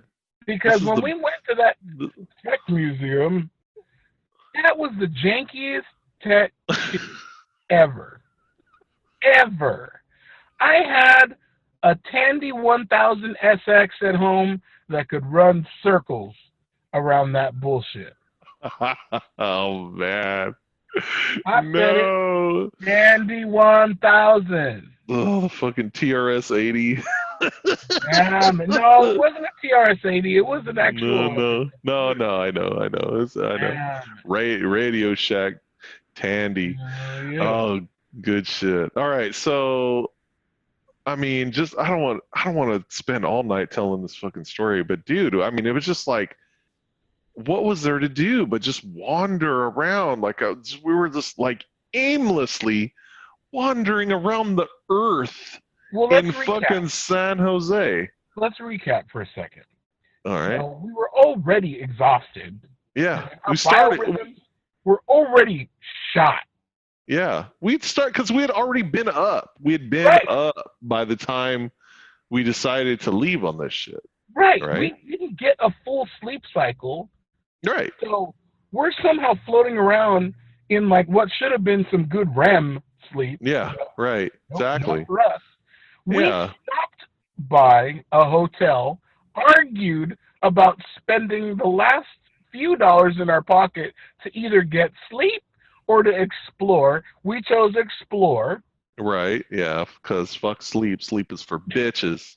Because sleep is for little bitches. So we continue on. We go to a museum and learn Egyptian freaking hieroglyphics. We go picnic in a park. We drive around town. We make our way to a technology museum that totally blows. And now we're like, well, I think we've seen everything. Let's head back. What else could San Jose possibly offer us? You know what? All of our listeners from San Jose are going to be like, fuck you guys. You guys don't know shit about San Jose. And all I got to say is, you know what? Somebody needs to invite us up there to go have some tacos, and I am more than glad to revisit them. Yeah. Well, we only have 2 listeners anyway, and neither one of them lives in San Jose. I don't think you have much to worry about, Holmes. Okay, then fuck them. Don't worry about it. Then I'm not worried. All right. So, all right. So that was a good recap. So we leave, right? I mean, you know, it's like enough is enough, and it's time to head home. Yeah. So now we're both exhausted at this point. Like we're just powering through it, you know, and panic starts to set in, you know, that kind of that special kind of panic when you're just overtired. Yeah. And that jittery panic. Where you start freaking out and monsters start peeking their head through the fucking clouds at you and shit. Right. And so we're driving along, man, you know, let's carry on, our wayward sons. And so we decide, okay, we can get to Gilroy without much problem, and we should pull off and take a nap. And you're the main driver, because again, we were in that old fucked up Ethel ass hoopty of yours, and you were the only one with the fucking magic scrolls to be able to fucking drive that shit. Well, she was very temperamental. She was, man. She was like a fucking angry girlfriend. Yeah. So, you're driving, and we pull off in Gilroy. Gilroy's, a place where there are a lot of these outlet malls. Yeah. And I'm like, all right. So for some reason, I was convinced that if I fell asleep, I would never wake up. And I was like, I was the general in this fucking 2-man army, keeping the troops fucking, right. motivated and shit. So I had to stay awake and protect the fucking troops for whatever stupid ass reason. And I'm like, but you go ahead and sleep because you're the driver. So I left you in a fucking parking lot somewhere, like a good, responsible general would, and just fucking wandered away. Yeah. From base camp. Yeah. And I wandered away and went to look to occupy myself at some of the outlet retail centers, the outlet centers. To this day, I've wondered, why didn't you just take a nap? I don't fucking know, because I was stupid. What kind of fucking dumb fuck idea is that? I need to stay awake and just power through it, and what the fuck? Anyway, so, well, I think I had it stuck in my mind, like, if I go to sleep, like, there's no telling, like, when either one of us might wake up again. That's true, and we didn't really have cell phones back then. No, we didn't. We were dealing with, like, pagers and shit, and, like... Yeah, we're dealing with pagers if you had one, and, like, if you had a cell phone, and I was an early adopter, right? But you were stuck with, like, 30 minutes of talk time, and it was, like, $2 a minute or some shit like that. Right, It was crazy-ass fees. So... So you went and took a nap. I went and marched around like I was fucking, spotting new territory and shit. and I'm marching along, and this guy, he starts approaching me. Now, in my mind, I had it in my mind that the guy who was coming towards me on the sidewalk was going to fucking accost me. Like he was going to take all my shit and leave me for dead. And so I went into fucking full-on psycho motherfucker protector mode. And it's when he got close, I just started barking at him. Oh my God! Do you know how hilarious that would have been if somebody had called you in as a 5150? I wake up and my buddy is nowhere to be found. Do you know how traumatizing that would have been? Oh man. Oh. This is some good shit. And the motherfucker's like, what the fuck? And he just fucking like,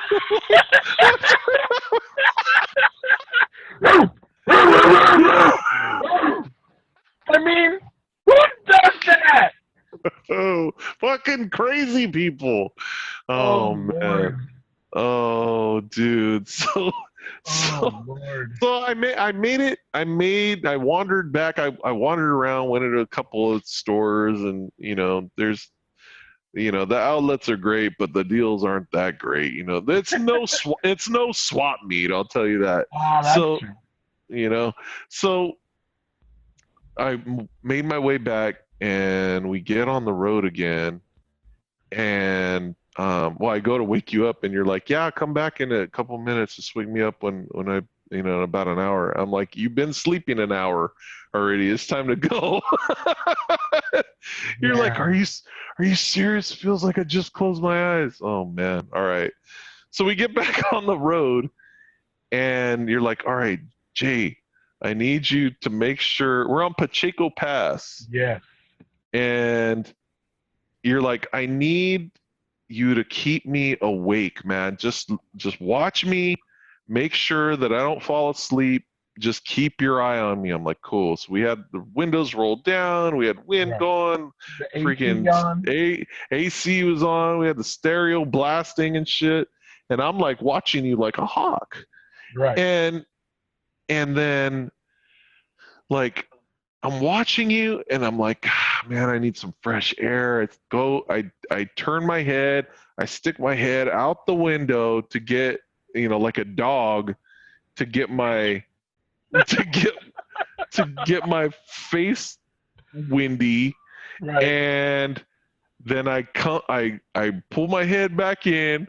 I turn over to look at you, and your ass is fucking sleeping at the fucking Oh wheel. And God.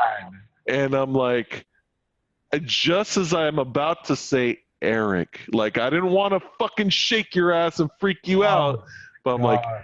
Eric, and you fucking wake up at the wheel, and you're like, Jay, Oh man, I will never forget I that shit. I fell asleep. Oh my God, man. Danger, danger, danger, danger, Will Robinson. Oh my So, God. like, fortunately, like, not a couple minutes passes before we're able to exit at Casa de Fruta and pull over, had a nice long nap there, another, hour and a half or 2 hours, just like spread out on a bench there like a couple of freaking homeless, and just took naps, and then we Yeah. woke up and had enough energy to get home and without falling asleep at the damn wheel again. Got our We third wind. we stopped in Los Banos. Remember, we stopped in Los Banos for a Yeah, minute we on the stopped in way Los back. Benos. Yeah, true. Well, everybody stops in Los Benos, but nobody stays. That's So, right. That's right. so that's fucked up. I don't know why I said that about Los Well, I Benos. remember Los Banos because it's like I was I was trying to like mantra my way to consciousness, like stay awake, Yeah, stay awake, stay awake. We're almost home. Stay the fuck awake. Stay the fuck awake. yeah, Wake up. You are yeah, awake. You are yeah, awake. Stay the fuck yeah, awake. You are awake. You know. yeah, And yeah. finally, it's just like okay. Now, Los Banos is also meaningful because Los Banos was one of our first ignorance trips. Remember? No, Bakersfield. Well, no, I'm not saying it was the first. Oh, okay. One of the. True. Yeah, you're right. You're right. And You're so right. we always kind of felt like Los Banos was the edge of the wild. So there was a part of me that was like, fuck. Oh, all right. Well, at you least know if what's we're in fucking Los Banos. you know what's funny is Los Banos is basically down the fucking street. I Like, know. Right. Right. but to a couple of young bucks who've never been anywhere, I mean, Yeah. and just kind of venturing out on their own, Did you newly tell these people how we newly used to minted pick these? adults. Did you tell Huh? these people how we used to pick our trips, the directions? No, I didn't even get into that. Are you Like, gonna? man, who the fuck cares? I mean, we'd pick a compass direction and then just, yeah, what's that way? And then we'd find a Denny's. And then we find a Denny's. And Pretty then when we had much. found, when we had driven sufficiently far and were sufficiently enough tired from cracking each other up, then we'd fucking stop at a Denny's, and that was the destination. Pretty much. And basically, that's what happened in San Jose. Pretty much. It was all Flip a downhill coin. from the Denny's. That's it. That's So, it. all right. So we get back into town, and it's evening now on Sunday.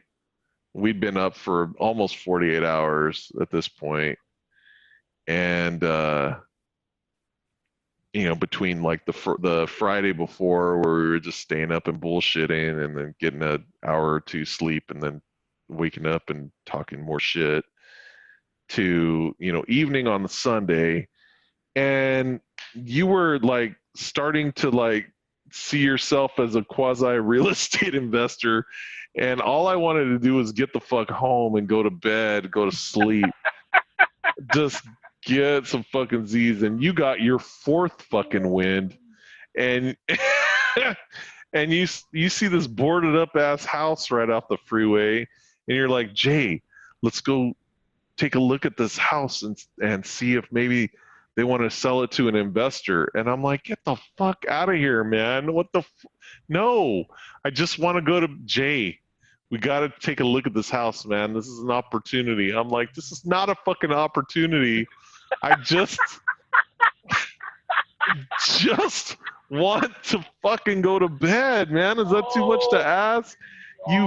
Fuck you. Come on, take me home. Oh my God. I can't fucking drive this car, man. You're the only one that can drive this car. Just get me home, bastard. I couldn't even believe that myself in retrospect.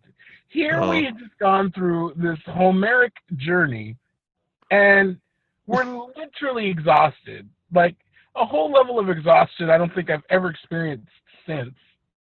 And I get back into town, I find my fourth wind, as you've described, and suddenly I'm wanting to go look at real estate.